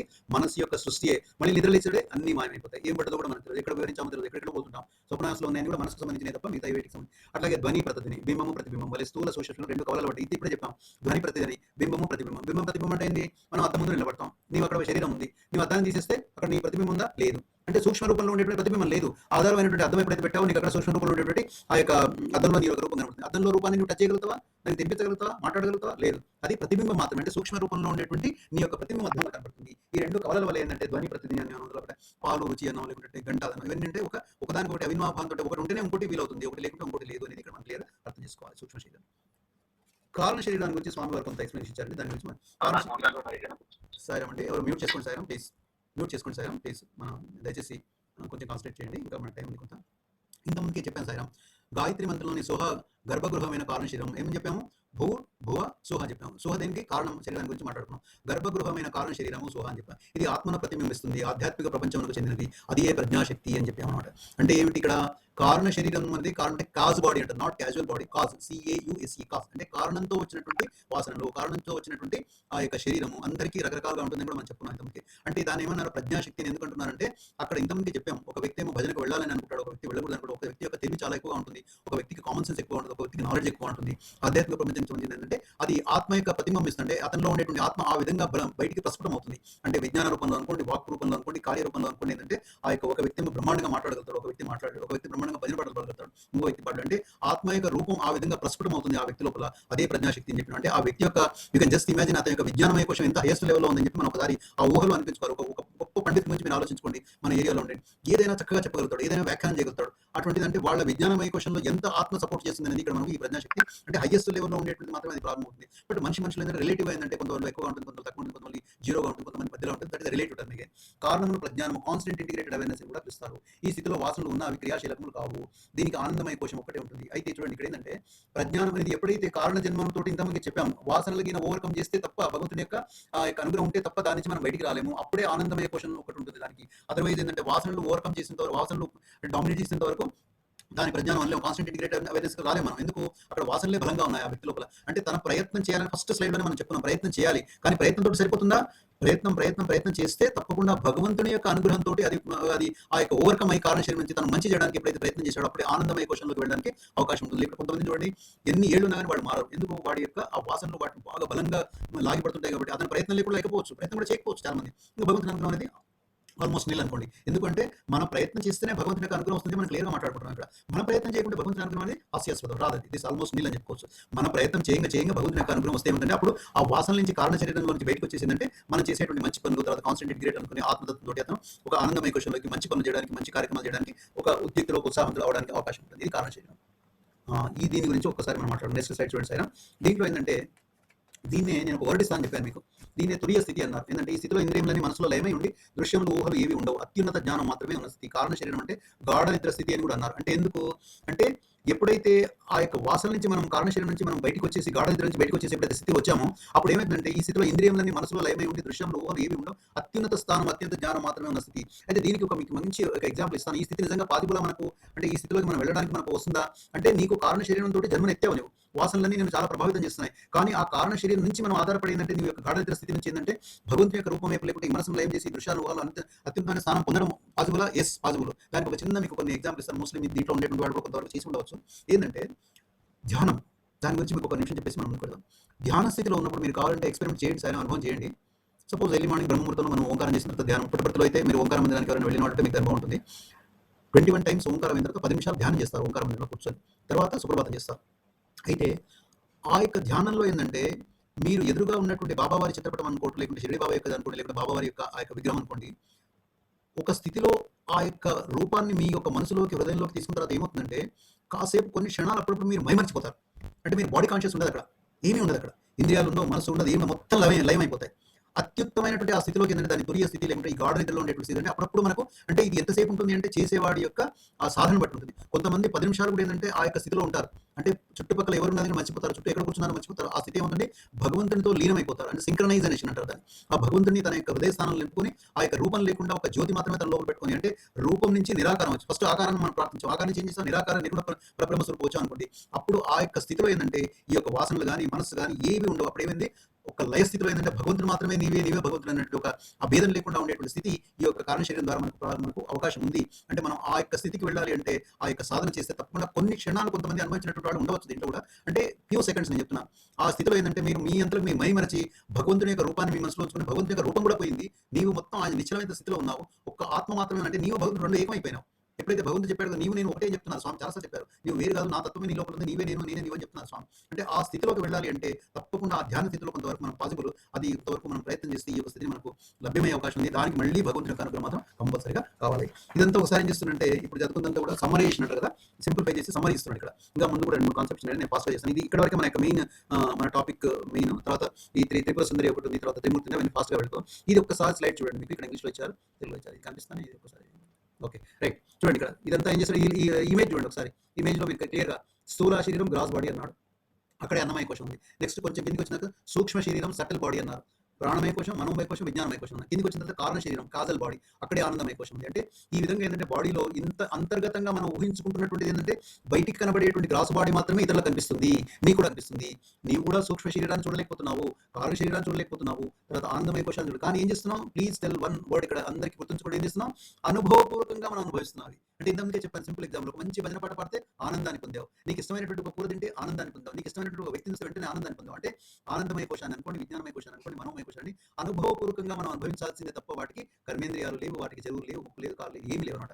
ఒక ఇమాజినేషన్, ఒక విజువలైజేషన్ మాత్రమే. ఇదంతా కూడా ఆ విధంగా మనం ఊహించుకోవాలి. దిస్ ఇస్ వాట్ ఇస్ ఈ యొక్క పీపీటీలో ఉండేటువంటి ఈ యొక్క ఏంటంటే this is the most important slide. దీంట్లో మీరు కాంటే తెలుగు కూడా చదవండి, ఎంత చక్కగా స్వామి రాశారంటే. నెక్స్ట్ ఏంటంటే మనకు టైం 8 నిమిషాలు ఉంది కాబట్టి నేను కొంచెం ముందుకు వెళ్ళి ఇవి కూడా కొన్ని చెప్పాను కదా, ఒక 10 కాన్సెప్ట్లో స్వామి దీని యొక్క పీపీటీ వచ్చారండి. ఇంతమందికి చెప్పాను, ఏం చెప్పాను, దుర్గా, లక్ష్మి, సరస్వతి మూడింటి గురించి మాట్లాడుకున్నాం. గాయత్రి మాతకి ఏం చెప్పాను, భూ భువ సు అని చెప్పాం. ఇక్కడ త్రిపుర సుందరి గురించి కూడా స్వామి చెప్తున్నాం. ఇది కూడా ఏంటంటే ఈ తత్వాన్ని కూడా ఏంటంటే స్వామి దీన్ని అన్వయించారు. త్రిపుర సుందరి ఏంటంటే ఆత్మ తప్ప ఏవియో సత్యం కాదు, శరీరం లేనివి శరీర లేవియో సత్యం కాదు. ఇంకా ఈ రెండో చూడండి, రెండో సెంటెన్స్ చూడండి, మీకు చాలా ఆశ్చర్యం వేస్తుంది. స్థూల సూక్ష్మ మరియు కారణ శరీరములు భ్రాంతియే కానీ సత్యం కావు. స్థూల సూక్ష్మ మరియు కారణ శరీరంలో భ్రాంతియే కానీ సత్యం కావు. అంటే మీరు ఇక్కడ అడగొచ్చు, సార్ స్థూల శరీరం భ్రాంతి ఎట్లా అవుతుంది సార్, నేను చూస్తున్నాను కదండి, మా పిల్లల్ని చూస్తున్నాను, మా వాళ్ళని చూస్తున్నాను, అందరికీ అదే భ్రాంతి అయితే. ఎస్, అంటే శరీరం కూడా భ్రాంతియే, దాంట్లో ఉండేటువంటి ఆత్మనే నిజంగా తప్ప, అదే సత్యం తప్ప శరీరం కూడా సత్యం కాదు, సూక్ష్మ శరీరం సత్యం కాదు, కారణ శరీరం భ్రాంతి, అన్ని భ్రాంతిలే, శరీరం కూడా భ్రాంతి. ఎందుకు, మార్పు చెందేది భ్రాంతి అనేది గుర్తుంచుకోండి. This is a very point. మార్పు చెందింది ఏంది, ఆత్మతత్వం ఒకటే మార్పు చెందింది, మిగతా అన్ని చేంజ్ ఏదైతే ఉందో దట్ ఈస్ భ్రాంతి, లేకుంటే దాన్ని ఏమంటారంటే టెంపరీ అని అంటాం, అంటే తాత్కాలికం. సూక్ష్మ స్థూల కారణ శరీర భ్రాంతియే కానీ సత్యం కాదు. మరి సత్యం ఏంది, మార్పు చెందింది ఒక ఆత్మ మాత్రమే సత్యము. నెక్స్ట్ శరీరము, మనస్సు మరియు హృదయంలే త్రిపురములు. ఈ త్రిపుర సుందరికి శరీరం అంటే స్థూలము, మనస్సు అంటే సూక్ష్మము, హృదయములే అంటే కారణం. ఈ మూడింటిని త్రిపుర సుందరిగా స్వామి ఇక్కడ ఇది కూడా ఒక అన్వయించడానికి ప్రయత్నం చేశారు స్వామి. ప్రతి వ్యక్తిలో ఈ 3 ఉంటాయి. ఎట్లయితే మనకు ఆ యొక్క దుర్గా, లక్ష్మి, సరస్వతి శక్తులు ఏ విధంగా మనకు క్రియాశక్తి, ఇచ్ఛాశక్తి, జ్ఞానశక్తి ఎట్లయితే ఉందో ప్రతి వ్యక్తిలో శరీరము, మనస్సు, హృదయంలో ఉండేటువంటి త్రిపురములే ఆ త్రిపుర సుందరిగా పిలువబడతారు ప్రతి వాళ్ళని చెప్పి దీనికి స్వామి అన్వయించారు. ఉపనిషత్తు ప్రకారం కూడా ఇచ్చిందంటే, ఇది కూడా చెప్పాను కదా, నేను కూడా పాస్ అంటే అంత స్వామి trying to synchronise the complete ఈ స్థూల సూక్ష్మ కోశాలు కారణాన్ని వీటన్నిటికీ అన్వయించడానికి ప్రయత్నం చేశారు భగవంతుడు. ఆ విధంగా మనం నేర్చుకో.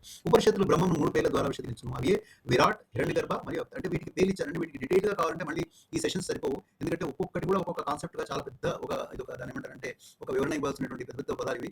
విరాట్ అనేది స్థూల, హిరణ్య గర్భ అనేది సూక్ష్మ, అవశ్యకృతి అనేది కారణ. ఇవే స్థూల సూక్ష్మ కారణం సంబంధించినవి. అనంతం చేత గురించబడిన శరీరమే విరాట్ పురుషుడు, అనంతం చేత గురించబడిన మనస్సే హిరణ్య గర్భుడు, అనంతం చేత గురించబడిన జీవితమే అవ్యక్తృతుడు, కాల కర్మ కారణ కర్తవ్యులకు బాధుడు విరాట్ పురుషుడు, కాల కర్మ కారణ కర్తవ్యులకు అతీతమైన వాడు హిరణ్య గర్భుడు. అంతే, హిరణ్యం అంటే మన మనసుతో పోల్చుకుంటున్నాం, సూక్ష్మంతో పోల్చుకుంటున్నాం. అంటే కాల కర్మ కారణ కర్తవ్యాలకు అతీతమైనటువంటి హిరణ్య గర్భుడు అంటే మనకు చేసేటువంటి కారణం చేసేటువంటిదే మొత్తం మనసంతా చేస్తుంది. సో వాటన్నిటికీ అతీతమైనటువంటిది హిరణ్య గర్భుడు అంటే మనస్సు, సూక్ష్మం అనేది. స్థూలం ఎప్పుడు సపోర్ట్ చేస్తుంది వాటికి ఏంటంటే తన యొక్క థాట్ ప్రాసెస్ అంటారు. ఏదైతే థాట్ చేసామో అంటే విజ్ఞానమయ కోశంలో, జ్ఞానమయ కోశంలో ఉండేది అదే జీవితాన్ని నడిపిస్తుంది. ఏ విధంగా ఏంటంటే ఈ ఉపనిషత్తులు కూడా చెప్తూనే వాటి కూడా స్వామి దానికి సింక్రైజ్ చేయడానికి ప్రయత్నిస్తారు. త్రిమూర్తులు అండి, ఇది కూడా ఏంటంటే ఈ యొక్క టెర్మినాలజీ చెప్పాను కదా, టెర్మినాలజీ దయచేసి ఏంటంటే మీకు క్విజ్లో పనికొచ్చే అవకాశం ఉంది కాబట్టి ఆది భౌతికము, ఆది ఆత్మికము, ఆది దైవికం, వీటిని కూడా ఏంటంటే స్వామి ఈ కాన్సెప్ట్ ఏంటంటే ఒక అన్వయించడానికి ప్రయత్నం చేశారు. లాస్ట్ స్లైడ్ వెరీ ఇంపార్టెంట్, దానిపై నేను ఒక 2 నిమిషాలు మాట్లాడాలి. అందు గురించి వీటిలో కొంచెం ఫాస్ట్‌గా వెళ్ళిపోతున్నానండి. సో ఈ 3 టెర్మినాలజీ గుర్తుపెట్టుకోండి. మోస్ట్‌లీ మీకు ఎప్పుడైనా క్విజ్‌లో పనికొచ్చే ఆప్షన్. ఆది భౌతికం అంటే భౌతిక ప్రపంచము, ఆధ్యాత్మికం అంటే జీవాత్మకు సంబంధించింది, ఆది దైవికం అంటే దివ్యాత్మకు సంబంధించింది. ఈ టెర్మినాలజీ గుర్తుంచుకోండి. Last slide I want talk. Yes, ఈ స్లైడ్ పైన మనకు 2 నిమిషాలు ఉందండి. దీనిపైన కంపల్సరీగా మనం మాట్లాడుకోవాలి. It's very important. ఏంటంటే చూడండి, వెరీ వెరీ వైటల్ పాయింట్. ఈ యొక్క స్లైడ్ పైన మనం కొంతవరకు 2 మినిట్స్ స్పెండ్ చేద్దామండి. నా నుండి వెలువడే కిరణములు 3 రకములు. ఫస్ట్ అంటే భగవాన్ బాబా స్వయంగా చెప్తున్నారండి. ఐ కోట్ భగవాన్ బాబా. స్థూల కిరణములు ప్రశాంత నిలయమును ఆవరించును, సూక్ష్మ కిరణములు భూమిని ఆవరించును, కారణ కిరణములు మొత్తం విశ్వమును ఆవరించును. చూసారా, very very profound statement, very important statement. ఇవన్నీ మనం గుర్తుంచుకోవాలి. స్థూల అంటే కనపడినది ప్రశాంత నిలయమును ఆవరించును, స్థూల అంటే కనపడే కిరణాలు, అంటే స్వామి తన కళ్ళతో చూస్తున్నది ప్రశాంత నిలయం ఆవరించును. కనపడనటి సూక్ష్మ కిరణములు భూమిని ఆవరించును, కారణ కిరణములు మొత్తం విశ్వమును ఆవరించును. దీంట్లో ఒక ఎగ్జాంపుల్ ఇస్తాను మీకు. ఏంటంటే మోస్ట్లీ పాత భక్తులకు కొంత అనుభవం ఉండవచ్చు. ఏంటంటే స్వామి ఒకసారి మామూలుగా నడుస్తూ స్వామి దర్శనం ఇచ్చేసి ముందుకు వెళ్ళిపోయిన తర్వాత వెనుక ఏదో కొంచెం మాట్లాడడము, లేకుంటే ఏదో అయితే స్వామి వెంటనే తిరిగేసి మీరు ఏమనుకుంటున్నారు, నాకు తెలుసలేదు అనుకుంటున్నారు, నేను ముందుకు వెళ్ళినంత మాత్రం నాకు నాది మొత్తం సహస్ర శీర్షం అని చెప్పాడు. అంటే మొత్తం 1000 కళ్ళతో మొత్తం నాది చూస్తుంటాను. అంటే విశ్వం మొత్తాన్ని కూడా కారణకిరణం అంటే కంప్లీట్ గా భగవంతుని యొక్క శరీరం అంతా కూడా ఏంటంటే ఆ 1000 యొక్క తలలు, 1000 యొక్క సహస్ర శీర్షం అంటాం కదా, ఆ విధంగా ప్రతి ఒక్క అంశం భగవంతుడు మొత్తం చుట్టుపక్కల ఏం జరుగుతుందంటే స్వామికి ఆ ఎరుక ఉంటుంది భగవంతుడికి. అది ఈ యొక్క కారణకిరణాలు. అంటే మొత్తం విశ్వం ఆవరించేది కారణకిరణాలు, భూమిని ఆవరించేది సూక్ష్మకిరణాలు. భౌతిక కిరణంలో వ్యక్తిని జిజ్ఞాసుగా చూసారు. ఎంత జాగ్రత్తగా వినండి sir, very very valid points. ఎంత మంచి పాయింట్స్ అంటే భౌతికంగా దర్శనం చేసుకున్నటువంటి వాళ్ళకు జిజ్ఞాసుగా మారతాడు. సూక్ష్మ కిరణాలు వ్యక్తిని మహాత్మునిగా మారుతాయి, కారణ కిరణాలు వ్యక్తిని పరమహంసగా చేయను. చూసారా, జిజ్ఞాసు నుంచి మహాత్మునిగా, మహాత్ముని నుంచి పరమహంసగా చేసేటువంటి అవకాశం ఉంది. అయితే మీరు ఇక్కడ అనొచ్చు ఒక పాయింట్, అంటే ఒక వ్యాలిడ్ పాయింట్ నన్ను క్వశ్చన్ వేయాలి ఇక్కడ. సార్, ఇప్పుడు భౌతికంగా స్వామివారు లేరు కదా, మరి ఫస్ట్ది ఎట్లా నాకు ప్రశాంతలంలో నాకు స్థూల కిరణాలు లేవు కదా అనొచ్చు. కానీ ఈ లాస్ట్ 2 చదవండి. సూక్ష్మ కిరణాలు ఎప్పుడు కూడా సమాధి నుంచి వస్తాయండి. ప్లీజ్ దయచేసి 1000 టైమ్స్ రాసుకోండి, గోల్డెన్ లెటర్స్ రాసుకోండి. స్వామి యొక్క దివ్య సన్నిధి నుంచి, స్వామి యొక్క ఫోటో మీరు ఎక్కడ పెట్టినా సరే, ఇంట్లో పెట్టినా సరే, టెంపుల్లో పెట్టినా, మందిరంలో పెట్టినా కానీ స్వామి యొక్క చిత్రపటం నుంచి ఈ యొక్క సూక్ష్మ కిరణాలు మొత్తం ఆవరిస్తాయి, కారణ కిరణాలు కూడా ఆవరిస్తాయి. అంటే నువ్వు జిజ్ఞాసుగా కాకపోవచ్చు, కానీ మహాత్మునిగా అయ్యే అవకాశం ఉంది, పరమహంసగా కూడా అయ్యే అవకాశం ఉంది. అంటే స్వామి ఫిజికల్ గా లేరు అనేటువంటి భావన చెందకండి. భౌతికంగా లేకపోవచ్చు, కానీ ఆధ్యాత్మికంగా స్వామి యొక్క చిత్రపటం అనుకోండి, దివ్య సన్నిధి అనుకోండి, ప్రశాంతలం అనుకోండి, స్వామి యొక్క మందిరాలు, స్వామి యొక్క సమితిలు ఎక్కడైనా తీసుకోండి, సత్యం, శివం, సుందరం, ఢిల్లీ అనుకోండి, శిమ్లా అనుకోండి, ఎక్కడైనా స్వామి పటాలు ఎక్కడైతే మనం పెట్టామో అక్కడి నుంచి ఈ 3 రకాలైనటువంటి కిరణాలు వస్తాయి. కంపల్సరీగా భౌతికంగా కనబడకపోవచ్చు, సూక్ష్మ కిరణాలు కనబడకపోవచ్చు, కానీ మన పైన మాత్రం తప్పకుండా ప్రభావితం చేస్తాయి మనం ఆ దృష్టితో చూసినప్పుడు. అందువలన లోకవాంఛలు, ఆశల నిమిత్తమై మీ ఆయువును వృధా చేసుకోవద్దు. విందు భోజనం మీ కొరకు సిద్ధంగా ఉన్నప్పుడు కింద పడిన ఎంగిలి మెతుకులు ఎందుకు ఏరుకోవడం ఎందుకని చెప్పి స్వామి చెప్తున్నారు. అంటే స్వామి మార్గంలో వచ్చినటువంటి మనం ఎంత అదృష్టం చేసుకుంటే ఈ యొక్క మార్గానికి వచ్చామో, ఈ మార్గాన్ని వదలకండి, స్వామిని వదలకండి, స్వామి టీచింగ్స్ మరవకండి, స్వామి చెప్పినటువంటి జీవితంలో గడపడానికి ప్రయత్నం చేసి ఆధ్యాత్మికంగా అర్థం చేసుకొని ప్రవర్తిస్తే, ఆధ్యాత్మికంగా అర్థం చేసుకొని జీవనాన్ని సాగిస్తే పూర్ణ ఫలితం ఉంటుంది. అర్థం చేసుకోకపోయినా ఉంటుందేమో కానీ ఫలితం మాత్రం తక్కువగా ఉంటుంది. అర్థం చేసుకొని చేస్తే పూర్ణ ఫలితం వస్తుంది అనేది ఇక్కడ గుర్తుంచుకొని మనం ఈ యొక్క కాన్సెప్ట్ ఈ విధంగా స్వామి యొక్క చరణాల విందాలకు మనం సమర్పించుకుందాం. స్వామి యొక్క అనుగ్రహము, స్వామి యొక్క ఆ యొక్క ఆశీర్వాదము మనపైన, మన కుటుంబాలపైన, మన ఫ్రెండ్స్ పైన, ఎక్స్టెండెడ్ ఫ్యామిలీ పైన, సర్వ మానవాళి పైన, సమస్త లోకా సుఖినో భవంతు అనేటువంటి ఒక పదము ఒక యాదృశ్చికమైనది కాదు, ఒక వ్యవహారికంగా కాదు, రియాలిటీలో భగవంతుని యొక్క అనుగ్రహం సర్వ మానవాళి పైన ఉండాలని చెప్పి మనం అందరం కూడా ఏకీకృతంగా అందరం కలిసి స్వామికి ప్రార్థన చేస్తున్నాం. స్వామి సర్వ మానవాళిని ఆనందంగా ఉంచు, సర్వ యొక్క మానవులకు ఆనందాన్ని పంచు, సర్వలకు ఆనందాన్ని చేకూర్చు, సంతోషాన్ని అని చెప్పి అందరి యొక్క ఆనందాన్ని మనం ఎప్పుడైతే కోరుకుంటామో అదే నిజమైనటువంటి ప్రార్థన. నా ఆనందాన్ని కోరుకోవడం నాకు స్వార్థమవుతుంది, నా కుటుంబాన్ని కోరుకోవడం స్వార్థమవుతుంది, నాకు గురించిన వాళ్ళని కోరుకోవడం స్వార్థం, కానీ అందరి యొక్క ఆనందాన్ని కోరుకోవడం, అందరి యొక్క యోగక్షేమాన్ని కోరుకోవడం అదే భగవంతుడు ఇస్తాడు. తప్పకుండా భగవంతుడు కూడా ఆ యొక్క అనుగ్రహాన్ని మన అందరికీ ప్రసాదిస్తాడు. ఇంతటితో నా యొక్క ఉపన్యాసాన్ని ముగిస్తానండి. ఓపులి మీరంతా కూడా చాలా జాగ్రత్తగా విన్నందుకు మొట్టమొదటి స్వామి వారికి నేను కృతజ్ఞత తెలియజేసుకుంటూ మీ అందరికీ కూడా చేతులెత్తి దండం పెడుతున్నానండి. అందరికీ కూడా మీరు ఆ యొక్క దాన్ని ఎంజాయ్ చేస్తారని అనుకుంటున్నాను. జై Sairam. Sairam Bhaskar garu, I think you are there sir. 2 minutes ఎక్కువైంది సార్. 21:04 అయింది ప్లీజ్. ఐ థింక్ మరి భాస్కర్ గారు ఉన్నారు లేదు, మీరు ½ an hour మన క్వశ్చన్స్ అండ్ ఆన్సర్స్ ఉన్నాయండి. మీరు ఎవరైనా క్వశ్చన్ ఉంటే మీ పేరు చెప్పి సమితి చెప్పి అడగండి సార్. మేము ట్రై టు ఆన్సర్ ద క్వశ్చన్స్కి. భాస్కర్ గారు ఉన్నారా మీరు? సార్ కస్తూరి భాస్కర్ గారు, right, okay, all right madam. ఎవరున్నారు? నేను పేరు పిలుస్తున్నాను, పేర్లు వచ్చాయి. ఫస్ట్ థింగ్ ఉదయలక్ష్మి మేడం గారు. ఉదయలక్ష్మి మేడం గారు, సాయిరా మేడం, ఎక్కడి నుంచి మాట్లాడుతున్నారు మేడం? సాయిరా మేడం, మీరు అన్మ్యూట్ చేసుకోండి, మీరు మ్యూట్లో ఉన్నారు సాయిరా. ఓకే, నెక్స్ట్ ఎవరు? నెక్స్ట్ ఎవరు? ఉదయలక్ష్మి గారు. సారీ మీరు టేక్ అప్ సార్. మీరు లేరనుకుని నేను please take Kasturi Bhaskar. Very good, very good, wonderful sir. Please go head sir, please go head sir. Sir, మనకి స్థూలము సూక్ష్మము అనే అంశం మీద ఈరోజు చక్కటి విశ్లేషణ జరిగింది. మరి ఎప్పటి వల్ల అందరూ కూడా లాబీలో ఉన్నారు. బ్రదర్ ఎంపీ సాయిరామ్ రాజమండ్రి నుంచి మీరు హ్యాండ్ రైజ్ చేశారు. Sairam sir. Sir last Tripura Sundari Trimurti రెండు సైడ్ కొంచెం ఎక్స్ప్లెయిన్ చేశారు సార్. త్రిపుర సుందరి ఓకే ఒక నిమిషం ఇప్పుడే చెప్తాను. త్రిమూర్తులు Yes, త్రిమూర్తులు కూడా yes, త్రిమూర్తులు, yes, yes, త్రిమూర్తులు yes. రెండు తప్పకుండా, సైడ్ ఎక్స్ప్లెయిన్ చేయండి. ఒక్క నిమిషం sir let me just open the ఒక్క నిమిషం just open it.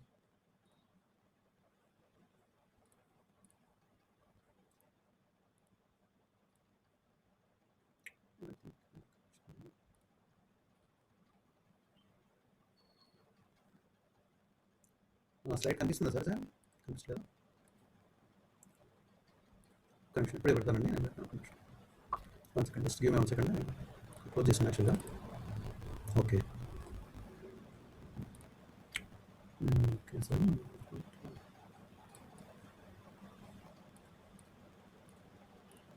Okay sir చూడండి సార్ స్థూల సూక్ష్మ కాళ్ళ శరీరం కాడంట ఇదే సార్ ఇదేనా త్రిపుర సుందరిగా? ఇది నెక్స్ట్ దీని తర్వాత త్రిమూర్తులు ఈ రెండు సైడ్ ఎక్స్ప్లెయిన్ చేశారు. ఏం లేదు సార్ ఇది వెరీ సింపుల్ సార్. ఇక్కడ స్వామి ఏం చేశారంటే త్రిపుర సుందరి అనేది మనం మామూలుగా ఏమన్నా 3 అంటేనే 3 అందరికీ తెలిసింది కదా, త్రిపురములు అంటే 3 కదా. సో ఇక్కడ ఏంటంటే ఆత్మ తప్ప ఏవి సత్యం కాదు, శరీరంలో ఏవి సత్యం కాదు అనేది ఫస్ట్ ప్రపౌండ్ స్టేట్మెంట్. దానికి కింద అనే ఎక్స్ప్లెనేషన్ ఇచ్చాను. ఏంటంటే స్థూల సూక్ష్మ మరియు కారణ శరీరంలో భ్రాంతియే కానీ సత్యం కావు.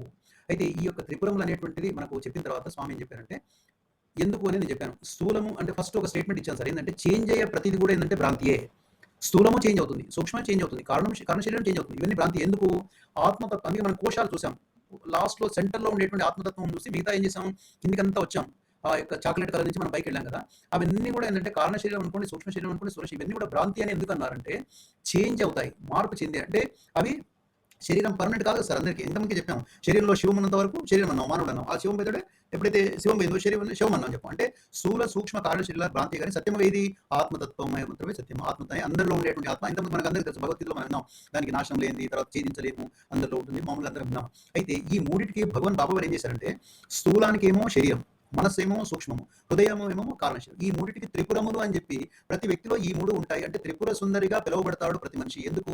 శరీరము, మనస్సు, ఇంద్రియములు మూడింటిని త్రిపుర సుందరిగా, అంటే ఆ యొక్క త్రిపుర సుందరి యొక్క 3 రూపాలు మన లోపల ఏ రూపంలో ఉన్నాయి? శరీర రూపంలో, మనసు రూపంలో, హృదయ రూపంలో. ఈ త్రిపురంలో ప్రతి ఒక్క వ్యక్తిని కూడా త్రిపుర సుందరి అనవచ్చు. ఎందుకంటే ఈ యొక్క 3 శక్తులు అనుకోండి, 3 తత్వాలు అనుకోండి మన లోపలే ఉన్నాయి. అంటే స్థూలంలో ఉంది, సూక్ష్మంలో ఉంది, కారణంలో ఉన్నాయి. అందుకే త్రిపురములు అని చెప్పి బాబా వారు దానికి అన్వయించారని చెప్పారు, సింక్రనైజ్ చేశారని చెప్పాను. అట్లా నెక్స్ట్ ఒకటి చూస్తాను. ఇది ఓకేనా సార్? సాయం మీరు that's okay? Are you comfortable sir? Okay sir. Next చూస్తాను. ఒక నిమిషం. ఇంకోటి ఏమన్నారా మీరు? త్రిమూర్తులు అది వేస్తున్నాను. ఒక నిమిషం. ఇది కాదు కదా, త్రిమూర్తులు ఎక్కడ వచ్చింది?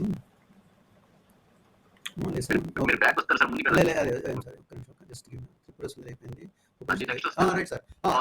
త్రిమూర్తులు కూడా ఏంటంటే దీన్ని ఆది భౌతికము, ఆధ్యాత్మికము, ఆది దైవికం మూడింటిని చేసిన విరాట్, హిరణ్య గర్భ అని అవ్యకృత్యములు అని చెప్పి నేను ఇంతకుముందు చెప్పాను. వీటి గురించి చాలా వివరణాత్మకంగా ఏంటంటే మనకు చాలా టైం పడుతుంది నిజంగా చెప్పాలంటే. ఎందుకంటే ఒక్కొక్క టర్మ్ కూడా ఏంటంటే ఆది భౌతికం అంటే భౌతికంగా కనబడేటువంటి ప్రపంచం మొత్తం, ఆది ఆధ్యాత్మికం అంటే జీవాత్మకు చెందినది. ఇది ఒక విధంగా సూక్ష్మం, దాంతో మనం పోల్చుకోవచ్చు. అంటే ఆధ్యాత్మికాన్ని మీరు క్వాంటిఫై చేస్తారా? ఆధ్యాత్మికానికి కన్ను చెవులు ఉన్నాయా? ఇంద్రియాలు ఉన్నాయా? లేవు. అదే ఆది భౌతికానికి ప్రపంచం మనకు కనిపిస్తుంది. ఆధ్యాత్మిక కనిపిస్తుందా? అనుభవం చెప్పాను. అందుకే ఒక వర్డ్ ఇచ్చాను. అన్నిటికీ ఏంటంటే ఎక్సెప్ట్ స్థూల శరీరం తప్ప మిగతా వాటిని మనం అనుభవపూర్వకంగా తెలుసుకోవాలి. అనుభవపూర్వకంగా అంటే for example, just very simple example అండి. మనం బయట నిలబడితే చక్కటి మనకు గాలి వస్తుంది, అబ్బా ఎంత మంచి గాలి వస్తుంది అంటాం. అంటే ఏంది? Just you're experiencing that. అనుభవపూర్వకంగా మనం చెప్తున్నాం మంచి గాలి వస్తుందండి, చల్లగా ఉంది, చాలా ఆహ్లాదకరంగా ఉంది అని అంటాం. అట్లాగే ఏంటంటే ఆధ్యాత్మికం ఏంటంటే సూక్ష్మ శరీరం జీవాత్మకు సంబంధించి, ఆది దైవత్వం అంటే దివ్యత్వానికి సంబంధించి. ఇక్కడ 2 విషయాలు ఉన్నాయి సార్. ఇంతమందికి మనం 2 ఎగ్జాంపుల్స్ చెప్పాం. మంచివాడైనా కానీ, చెడ్డవాడైనా కానీ, అధిక ధనవంతుడైనా కానీ, బీదవాడైనా జీవాత్మ అనేటువంటిది అతనిలో ఉంటుంది. అంటే ఫస్ట్ ఆది భౌతికం, భౌతిక ప్రపంచం సంబంధించిన శరీరం ఉంది. రెండోది ఆది ఆధ్యాత్మిక, జీవాత్మకు సంబంధించిన అన్ని ఉన్నాయి. కానీ ఆది దైవికము, దివ్యత్వానికి సంబంధించి మన కారణ శరీరం గురించి మాట్లాడుకున్నాం. వాసనలు ఎప్పుడైతే ఓవర్కమ్ చేసి భగవంతుని యొక్క అనుగ్రహాన్ని మనం పొందగలిగినామో అప్పుడు ఆది దైవికం కూడా అతనికి వచ్చేటువంటి అవకాశం ఉంది. అంటే అవ్యకృతమైన అనుగుణాలు రావాలంటే 2 ఉన్నాయి. విరాట్ ఉంది, హిరణ్య గర్భం కూడా ఉంది. మనం ప్రతి మనిషిలో ఏంటంటే ఈ యొక్క విరాట్ అంటే ఒక స్థూల శరీరం ఉంది, హిరణ్య గర్భం అంటే జీవాత్మ కూడా ఉన్నారు అతనిలో. శివం ఉంది, శివం ఉందని చెప్తున్నాం కదా. కానీ దివ్యత్వానికి ఏమని చెప్తున్నాం? అక్కడ ఆది దైవికం కారణ శరీరం వచ్చేసింది. అక్కడ ఏం చెప్తున్నాము? అతను ఎప్పుడైతే వాసనలను అధిగమించి భగవంతుని యొక్క అనుగ్రహంతో అతను ముందుకు వెళ్ళగలిగితే అతని లోపల ఉండేటువంటి దివ్యత్వం బయటకు వచ్చేటువంటి అవకాశం ఉంది. ఈ మూడింటిని స్వామి ఏం చెప్పారంటే త్రిమూర్తి స్వరూపం ఉన్నారు. ఏం స్వరూపాలు అవి? విరాట్, హిరణ్య గర్భ, అవ్యకృతం. ఈ మూడింటికి పేర్లు ఇచ్చారు. వీటికి ఇంకా పర్యాయ పదాలంటే ఆది భౌతికము, ఆధ్యాత్మికము, ఆది దైవికము. వెరీ సింపుల్ టర్మ్ లా చెప్పాలంటే ఆది భౌతికము స్థూలము, ఆధ్యాత్మికము సూక్ష్మము, ఆది దైవికము కారణం అన్నమాట. ఈ మూడింటిని, ఈ 3 టర్మినాలజీతో భగవంతుడు సింక్రనైజ్ చేశారు ఇక్కడ. It's okay sir? అది okay? Okay sir. Thank you so much sir. Sir అండి, ఇంకా ఎవరైనా డౌట్ ఉంటే చెప్పండి సార్. ప్లీజ్. సార్ నమస్తే. నా పేరు మహేష్ సార్, నేను అమలాపురం సంత నుంచి మాట్లాడుతున్నాను. ఇప్పుడు విజ్ఞానమయ ఆనందమయ కోశాలు మరణానంతరం నిలిచి ఉంటాయి అని ఒక సైడ్ లో చూపించినప్పుడు మన విజ్ఞానమయం ద్వారా ఆనందాన్ని పొంది మోక్షాన్ని సంపాదించినప్పుడు మరణాంతరం నిలిచి ఉంటాయి అని అర్థం కరెక్ట్, ఏమిటో 100% కరెక్ట్. అది ఎందుకు చెప్పాలా ఎందుకంటే దానికి కొంతవరకు కారణ శరీరంతో మీరు ఒక్కసారి ఆలోచించండి మేడం. ఇంతకుముందుకే చెప్పాం, ఒక వ్యక్తి ఈ జన్మలో మంచి కార్యాలు చేశాడు, బ్రహ్మాండమైనటువంటి ఒక ఆధ్యాత్మిక సంపద కలిగినటువంటి ఒక ఇది చేశాడు, తన యొక్క సాధన అనుకున్నాం. ఆ వ్యక్తి వచ్చే జన్మలో మంచి ఇంకా ఉన్నతమైన స్థితిలో పొందుతాడు. అంటే అతనికి పూర్వజన్మలో ఉండేటువంటి ఆ విజ్ఞానమయ కోశం తర్వాత ఆ యొక్క ఆనందమయ కోశం క్యారీ ఫార్వర్డ్ అయినాయి. అది మనం అర్థం చేసుకోవాలి. అంటే మనం అనుకోవచ్చు, ఇప్పుడు జస్ట్ ఇంతకుముందు నేను 2 ఎగ్జాంపుల్స్ ఇచ్చాను. ఆ 2 ఎగ్జాంపుల్స్ మోస్ట్ ఇంపార్టెంట్ ఎగ్జాంపుల్స్. అంటే ఒక లౌకికంగా మాట్లాడుతున్నా కానీ మీరు వాటిని అనాలిసిస్ చేసుకుంటే ఎంత మీకు ఎక్స్ప్లెనేషన్ దొరుకుతాయంటే, ఒక వ్యక్తి మంచి ఉన్నతమైనటువంటి ఒక ఆధ్యాత్మికమైన కుటుంబంలో జన్మించాడు. ఎందుకు వచ్చింది ఆ జన్మ అతనికి? పూర్వజన్మలో ఉండేటువంటి ఆ యొక్క వాసనలు, ఆ విజ్ఞానమయ కోశంలో చదువుకున్నటువంటి ఆ యొక్క తెలివంతా కూడా క్రోడీకరించి భగవంతుడు ఏం చేశాడు, కంఠమాలలో బ్రహ్మాండమైన కంఠమాల ఇచ్చి పంపించాడు. అందుకే ఒక ఉత్కృష్టమైన ఉన్నతమైనటువంటి జన్మ ఎత్తాడు అతను. దానికి కారణం ఏంటంటే అవి క్యారీ ఫార్వర్డ్ అయినాయి. ఒకసారి అంటున్నాం ఒకసారి ఇంకో చెప్తాను. ఒకసారి అంటున్నాం ఏంటంటే, ఏంటండి ఎంత విజ్ఞానం ఉంది, పూర్వజన్మలో ఇతను ఏదో చాలా గొప్పవాడై ఉంటాడండి, నిజంగా ఎంత బాగా ఈ సరస్వతి నోటి నుంచి పలుకుతుందండి, నిజంగా ఏంటి అందరిలో అతనితో పాటు ఇతను కూడా అందరూ BA చేశాడు, MA చేశాడు, కానీ పక్కవాడు ఏం మాట్లాడలేకపోతున్నాడు, ఇతను ఇంత విజ్ఞానం ఎక్కడి నుంచి వచ్చిందండి, సరస్వతి నోటి నుంచి పలుకుతుందండి అంటే ఎక్కడి నుంచి వచ్చాయి? అవి ఆ పూర్వజన్మ యొక్క వాసన వల్ల అవి క్యారీ ఫార్వర్డ్ అయినాయి అనమాట. అందుకే ఏంటంటే ఒక పుస్తకంలో సత్యసాయి స్పీక్స్లో స్వామి వచనాంతంలో క్లియర్గా మెన్షన్ చేశారు మేడం. ఏంటంటే కొంతమందికి మంచి కళలు అవుతాయి, చిన్నప్పటి నుంచి వస్తారు, ఇంకా వాటిని అభివృద్ధి చేసుకుంటారు, బ్రహ్మాండమైన పెయింటింగ్ వేస్తారు, ఒకతను బ్రహ్మాండమైన వీణ వాయిస్తారు, ఒకతను బ్రహ్మాండమైన మంచి కోకిల గానంతో పాటలు పాడతాడు. అవి స్వామి చెప్పారు ఏంటంటే అవి పూర్వజన్మ నుంచి వాళ్ళకి ఇచ్చినటువంటి వరాలు ఈ జన్మలో వాళ్ళు ఆ విధంగా చక్కగా 10 మంది ఉపయోగపడేలా చేస్తున్నాం. అది భగవంతుని యొక్క అనుగ్రహంతో. అదే అంటే ఏంటంటే ఆ విజ్ఞానమయ కోశంలో ఆత్మకు ఎప్పుడైతే మనం దగ్గరగా మనం చేసుకోగలుగుతున్నాం, అవన్నీ కూడా ఏంటంటే నెక్స్ట్ జన్మకు ఈ కంఠంలో ఇచ్చేటువంటి కంఠమాల ఏంటంటే పూర్వజన్మల యొక్క మొత్తం ఫలితమే అక్కడ వచ్చేస్తుంది అక్కడ. సో ఇద్దరు ఈ జన్మలో మనం కంపేర్ చేసుకుంటే ఏమైందంటే ఒకతను బ్రహ్మాండమైన మంచి కంఠమాల వేసి పంపించాడు బ్రహ్మ, ఇంకోటి ఏంటంటే ఇక మనం ఇప్పుడు మనం చెప్పుకుంటే భాస్కర్ తిడతాడు ఏంటంటే అసలు దరిద్రమైన మాల వేసి పంపించాడు. వాడికి ఏం చేస్తాం మరి, ఇంకా వాడు అనుభవించాల్సిన జీవితం అంతా కూడా ఎందుకు? పూర్వజన్మ యొక్క వాసనలు అంతే. దానికి మన అయితే దానికి కారణం దానికి చేసుకోవచ్చా? ఎస్, మనం ఒక స్లైడ్లో చెప్పుకున్నాం. ఎప్పుడు చెప్పండి ఏంటది? ప్రయత్నం చేయాలి. రెండోది భగవంతుడి యొక్క అనుగ్రహము. ఈ రెండు ఉంటే ఎంతటి కర్మనైనా దాటవచ్చు మేడం, ఎంతటి కర్మనైనా దాటవచ్చు మనం.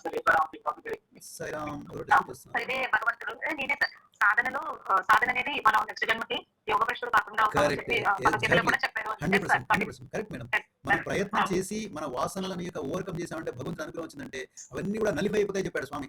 చెప్పాడు నేను కర్మ కూడా మొత్తం నేను తుడిచేస్తానని చెప్పాడు. ఎప్పుడు నీ ప్రయత్నం ఉండాలి, నా అనుగ్రహం ఉండాలి, రెండు కలవాలి. అక్కడ పాజిటివ్ ప్లస్ నెగిటివ్ రెండు ఫ్లాష్ అవ్వాలి. ఏంటంటే కర్మ మొత్తం నాశనం అయిపోతాయి. ఆ బ్రహ్మ ఇచ్చిన కంఠమాల మొత్తం కూడా బ్రహ్మాండంగా మారిపోతుంది అట్లా. అది సరేనండి. సరే, మహాత్ముడికి పరమహంసకు ఏంటంటే నాకు తెలిసిన ఆలోచన చెప్పడానికి ప్రయత్నం చేస్తాను మేడం.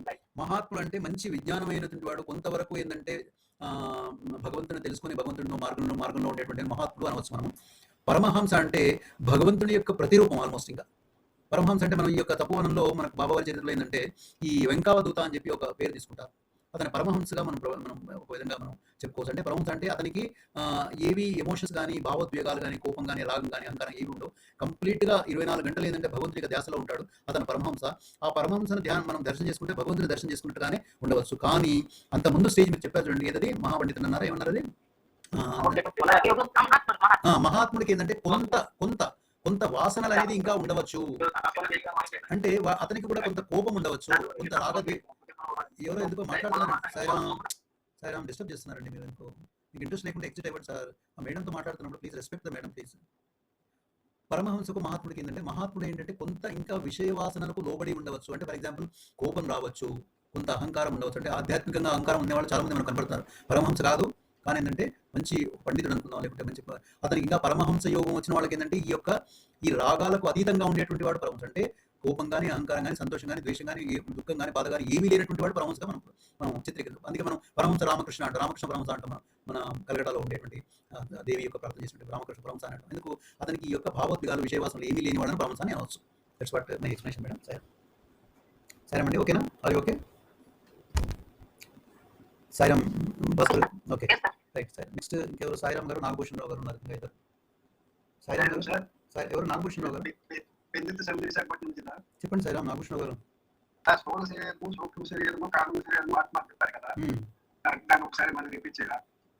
మొత్తం కాన్సెప్ట్ అంతా అదే కదా నాగభూషణ్ రావు గారు. స్థూల శరీరం అంటే మనకు కనబడేది, సూక్ష్మ శరీరం అనేది కనబడింది. దాన్ని ఎలా మనం అన్వయించుకోవాలి, ఎలా గుర్తుంచుకోవాలంటే నేను ఎగ్జాంపుల్స్ ఇచ్చాను. పాలు స్థూలము, రుచి సూక్ష్మము, టెంపుల్ స్థూలము, లోపలికి వెళ్ళి కళ్ళు మూసుకొని దండం పెట్టుకుని భగవంతునికి ప్రార్థన చేయడం సూక్ష్మము. అర్థమైందా? గంట మనకు కనబడేటువంటి గంట అది స్థూలము. సూక్ష్మం ఏంటి? దాని నుంచి వచ్చేటువంటి నాదము. అది మనం చూడగలుగుతామా? చూడలేము. దానికి ఆకారం ఉందా? లేదు. అది సూక్ష్మం. కారణం అనేది ఏంటంటే ప్రతి మానవుడు ఏంటంటే కర్మశేషం ఉంటేనే జన్మనెత్తుతాడు. కర్మశేషం లేకుంటే జన్మరాహిత్యం అవుతుంది. ఆ కర్మశేషం దేని వల్ల ఆధారపడిందంటే పూర్వజన్మల వాసనలన్నీ కూడా ఇంతకుముందు చెప్పినట్టుగా ఏంటంటే బ్రహ్మ మనకి ఇచ్చినటువంటి ఒక కంఠమాల మన మడలో వేసి తల్లి గర్భం నుంచి బయటికి తీసుకొస్తున్నాడు. ఆ కంఠమాల ఏంటంటే పూర్వజన్మల యొక్క వాసనలు. ఆ వాసనలు బట్టి ఈ జన్మలో నీవు మంచి జన్మ ఉంటావా, లేకుంటే చెడు కార్యక్రమాలు చేస్తావా, మంచి కుటుంబంలో జన్మిస్తావా, ఇవన్నీ కూడా ఏంటంటే పూర్వజన్మ వాసనలతోటి నీ జన్మ నిర్ణయం అవుతుంది. ఏ తల్లి గర్భంలో జన్మిస్తావు, పరమ పవిత్రమైనటువంటి ఒక సాధ్యమణి అయినటువంటి మంచి ఒక ఆధ్యాత్మికవేత్త అయినటువంటి తల్లి గర్భంలో నీ జన్మించావు అనుకో, అప్పుడు ఏమవుతుంది? పుట్టినప్పటి నుంచే తన తల్లి ఏం చేస్తుంది? తన కొడుకు మంచి రామాయణ శ్లోకాలు నేర్పిస్తుంది, బౌద్ధ శ్లోకాలు నేర్పిస్తుంది, గణపతి ప్రార్థన నేర్పిస్తుంది. తల్లి చిన్నప్పటి నుంచే వాడికి తల్లిస్తుంది. ఎందుకు? ఆ తల్లి గర్భంలో పుట్టినటువంటి ఆ శిశువు పూర్వజన్మ యొక్క సుకృతం అన్నమాట. అలాగే కాకుండా ఒక వేరే కుటుంబంలో జన్మించిన వాడు పుట్టినప్పటి నుంచి కొట్టాటతోటి పుడతాడు. వాడితో తంటారు, వాడిని తిడతారు, వాడి తల్లి అలాగే ఉంటుంది, తండ్రి అలాగే ఉంటుంది. మన స్వామి జోకేసారి ఏంటంటే తిట్టుకుంటూ లేస్తారు, కొట్టుకుంటూ పడుకుంటారు అన్నట్టు ఏదో చెప్పినట్టు అటువంటి జన్మ నిజంగా జన్మైనా మరి కాదు. దానికి కారణం ఏంటి? కారణ శరీరము, వాసనలు. అందుకే ఏంటంటే మనం ఈ జన్మలో చేసుకునే మంచివన్నీ కూడా మనకు వచ్చే జన్మకు అవి బేసిస్, ఫౌండేషన్ అవుతాయి. అందుకే కారణ శరీరం అయితే మనం అనుకోవచ్చు సార్ ఓకే దట్స్ ఫైన్ అండి, నేను అర్థం చేసుకున్నాను, ఈ జన్మలో నా కారణం మంచిగా లేదు, నాకు బ్రహ్మ ఇచ్చినటువంటి మొత్తం మా కంఠమాలంతా కూడా మరి బాగలేదు, నేను ఏం చేయాలి సార్ అంటే దాని ఫస్ట్ స్లైడ్లో మనం ఎక్స్ప్లెనేషన్ ఇచ్చాం. ఏంటది? ప్రయత్నం చేసి ఆ వాసనలకు అధిగమించి మనం చేస్తే భగవంతుడి అనుగ్రహంతో వాటిని మనం అధిగమించి మంచి జన్మను పొందే అవకాశం ఉంది. ఎప్పుడు వచ్చే జన్మ, ఈ జన్మను కూడా మంచి ఫలితాలు పొందే అవకాశం ఉంది. ఏదైనా మనం ప్రతిరోజు చేసేటువంటి జన్మ ఈ యొక్క కార్యక్రమాలు చాలా ముఖ్యం. ఎంత పవిత్రంగా చేసుకుంటూ పోతే అంత నల్లిపోయి అంటే దాన్ని ఏమంటారంటే అవి కొంచెం తగ్గించుకుంటూ పోతాం మనం ఆ యొక్క కర్మలను. ఒక స్టేజ్కి వచ్చే వరకు ఏమైందంటే మంచి కర్మలే చేసుకుంటూ పోతాం అనుకోండి. వచ్చే జన్మలో ఏమైందంటే బ్రహ్మాండమైనటువంటి మంచి గోల్డెన్ నెక్లెస్ బ్రహ్మగారు మనకు మెడలో వేసి పంపిస్తారు. అప్పుడు ఏమవుతుంది? మంచి పవిత్రమైనటువంటి తల్లి గర్భంలో మనం జన్మిస్తాము. అప్పుడు ఇంకా పుట్టినప్పటి నుంచి నీకు ఆధ్యాత్మిక, పుట్టినప్పటి నుంచి దైవ చింతనే, పుట్టినప్పటి నుంచి శ్లోకాలే, పుట్టినప్పటి నుంచి రామాయణ భారత మహాభారతం. ఎందుకు? నీవు జన్మనిచ్చినటువంటి తల్లి అంత గొప్పది. ఆ జన్మ ఎత్తాలి అంటే నీకు ఈ కారణ జన్మలో మొత్తం బ్రహ్మాండంగా చేసుకుంటే ఆ జన్మ వచ్చే అవకాశం ఉంది. సో అదేమో స్థూలము, ఇదేమో సూక్ష్మం, ఇదేమో కారణం. అర్థమైందా sir? Okay sir, thank you so much. Welcome sir. Sairam sir. Sairam Bhaskar గారు ఇంకా చూడండి, ఇంకేం లేకుంటే సాయిరామ్ అండి. ఇంకెవరికైనా ఉన్నాయో డౌట్స్ ఉన్నాయా? ఇంకెవరికైనా ఎవరైతే హ్యాండ్ రైజ్ చేయలేదు సార్. Okay right sir.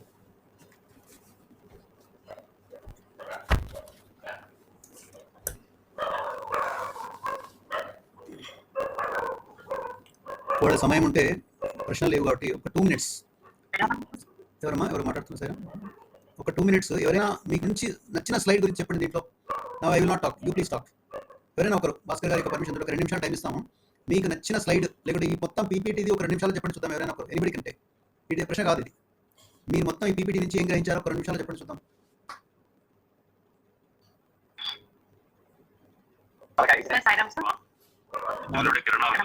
ఎవరు మాట్లాడుతున్నారు? ఒక్క నిమిషం. మాధురి గారు చెప్పండి, ఎవరు మాట్లాడారు? చెప్పండి సార్. ఒకరు మాట్లాడండి, ఇద్దరు కాకుండా ఒకరు మాట్లాడండి. ఎవరైనా ఒకరు మాట్లాడండి. ఒకరైనా లేకుంటే 1 minute చెప్పండి.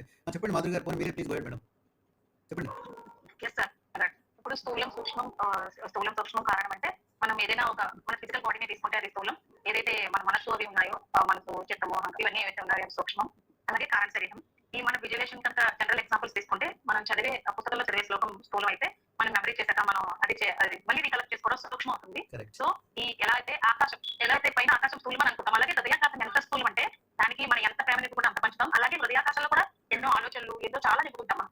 ఆలోచనలు, ప్రింట్స్ అవన్నీ నింపుకుంటాం. సో హృదయాకాశానికి, స్థూలాకాశానికి అది స్థూలం, ఇది మన హృదయాకాశం కూడా అని చెప్తూ ఈ మనలో ఉండే దుర్గుణాలు ఏదైతే ఉన్నాయో కౌరవులని, సత్గుణాలు పాండవులని, అలాగే ఈ దేహం ముఖ్యం కాదు, సూక్ష్మంగా కనిపించే ఆత్మ అనేది చాలా ముఖ్యం. ఈ ఆత్మ ద్వారా మనం మోక్షాన్ని సాధించవచ్చు. ఎందుకంటే భగవద్గీత శ్రీకృష్ణ పరమాత్మే మనకి ఆత్మస్వరూపం. ఎందుకంటే ఆయన రథసారథిగా ఉంటే అర్జునుడు ఎలా నడిపించాడో మనలో ఉండే ఆత్మ సాక్షాత్ శ్రీకృష్ణ పరమాత్మ మనకు దేహానికి రథసారథిగా ఉంటే మన జీవితాన్ని నడిపిస్తున్నాడు. కాబట్టి ఈ భౌతికంగా కనిపించే స్థూల శరీరం, ఈ సూక్ష్మ శరీరం, ఆత్మ కారణ శరీరం అనేది బయటికి కనిపించవు. ఈ స్థూల శరీరం మనసు, బుద్ధి, చిత్తం, అహంకారం అలా వాడుతూ ఉంటుంది.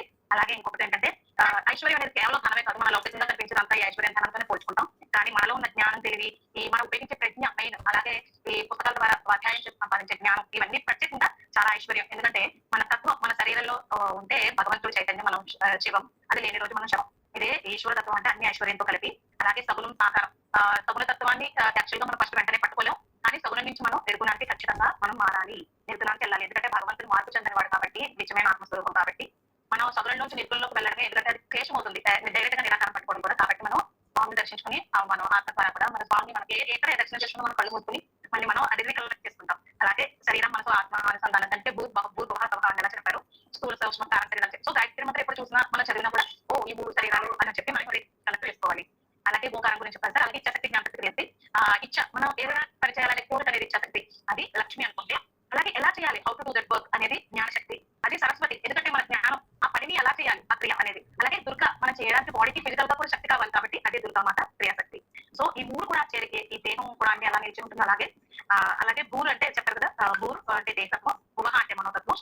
ప్రకాశిస్తుంది ఏదైతే అది. అలాగే అన్నమయ ప్రాణమయ మనోమయ విజ్ఞానమయ ఆనంద కోశాలు మనం ఫస్ట్ నుంచి అన్నమయం కనిపిస్తుంది, ఎందుకంటే మనం అన్నం ద్వారా ఈ దేహాన్ని నిలబెడతాం, దాని నట్టి ప్రాణం కనిపించదు. ఇవన్నీ సూక్ష్మం మనోమయ విజ్ఞానం. ఆనందమయం కోశం కారణ శరీరంతో కూడి ఉంటుంది. మన కారణ శరీరం కూడా కారణితలో ఉన్నప్పుడు అది యాక్టివేట్ అవుతూ ఉంటుంది అంటారు. అది గాఢనితలో ఉన్నప్పుడు మనకు మనసు బుద్ధి ఏమి కూడా పనిచేయవు, అది మన ఆత్మతో అనుసంధానం అవుతాం. సో ఆనందమయ కోశాన్ని మనం కారణ శరీరంతో ఎలా అయితే అనుభవిస్తామో అది మన రియల్ గా అనుభవించడమే, ఆత్మతత్వంతో అనుభవించడమే మనం స్వామించి అన్నట్టు. అలాగే ఇచ్చాశక్తికి ప్రతి జ్ఞానశక్తి కూడా ఎలా ఒకళ్ళు ఎందుకు ఒకలా అందరూ ఒకలా అంటే పూర్వ జన్మ వాసనల సంస్కారాలు బట్టి ఎలా అయితే భగవంతుడు సాధన ఎప్పుడు నీ జీవితంలో వ్యర్థం కాదు, సాధన ద్వారా నువ్వు ఎప్పుడు యోగ ప్రశ్నలు కావు, ఎందుకంటే అది నీకు జన్మలకు తీసుకుంటుంది. ఏదైతే జన్మలో సంపాదించుకున్నాము ఐశ్వర్యం గానీ లౌకిక సంపదలు కానీ అవి నీతో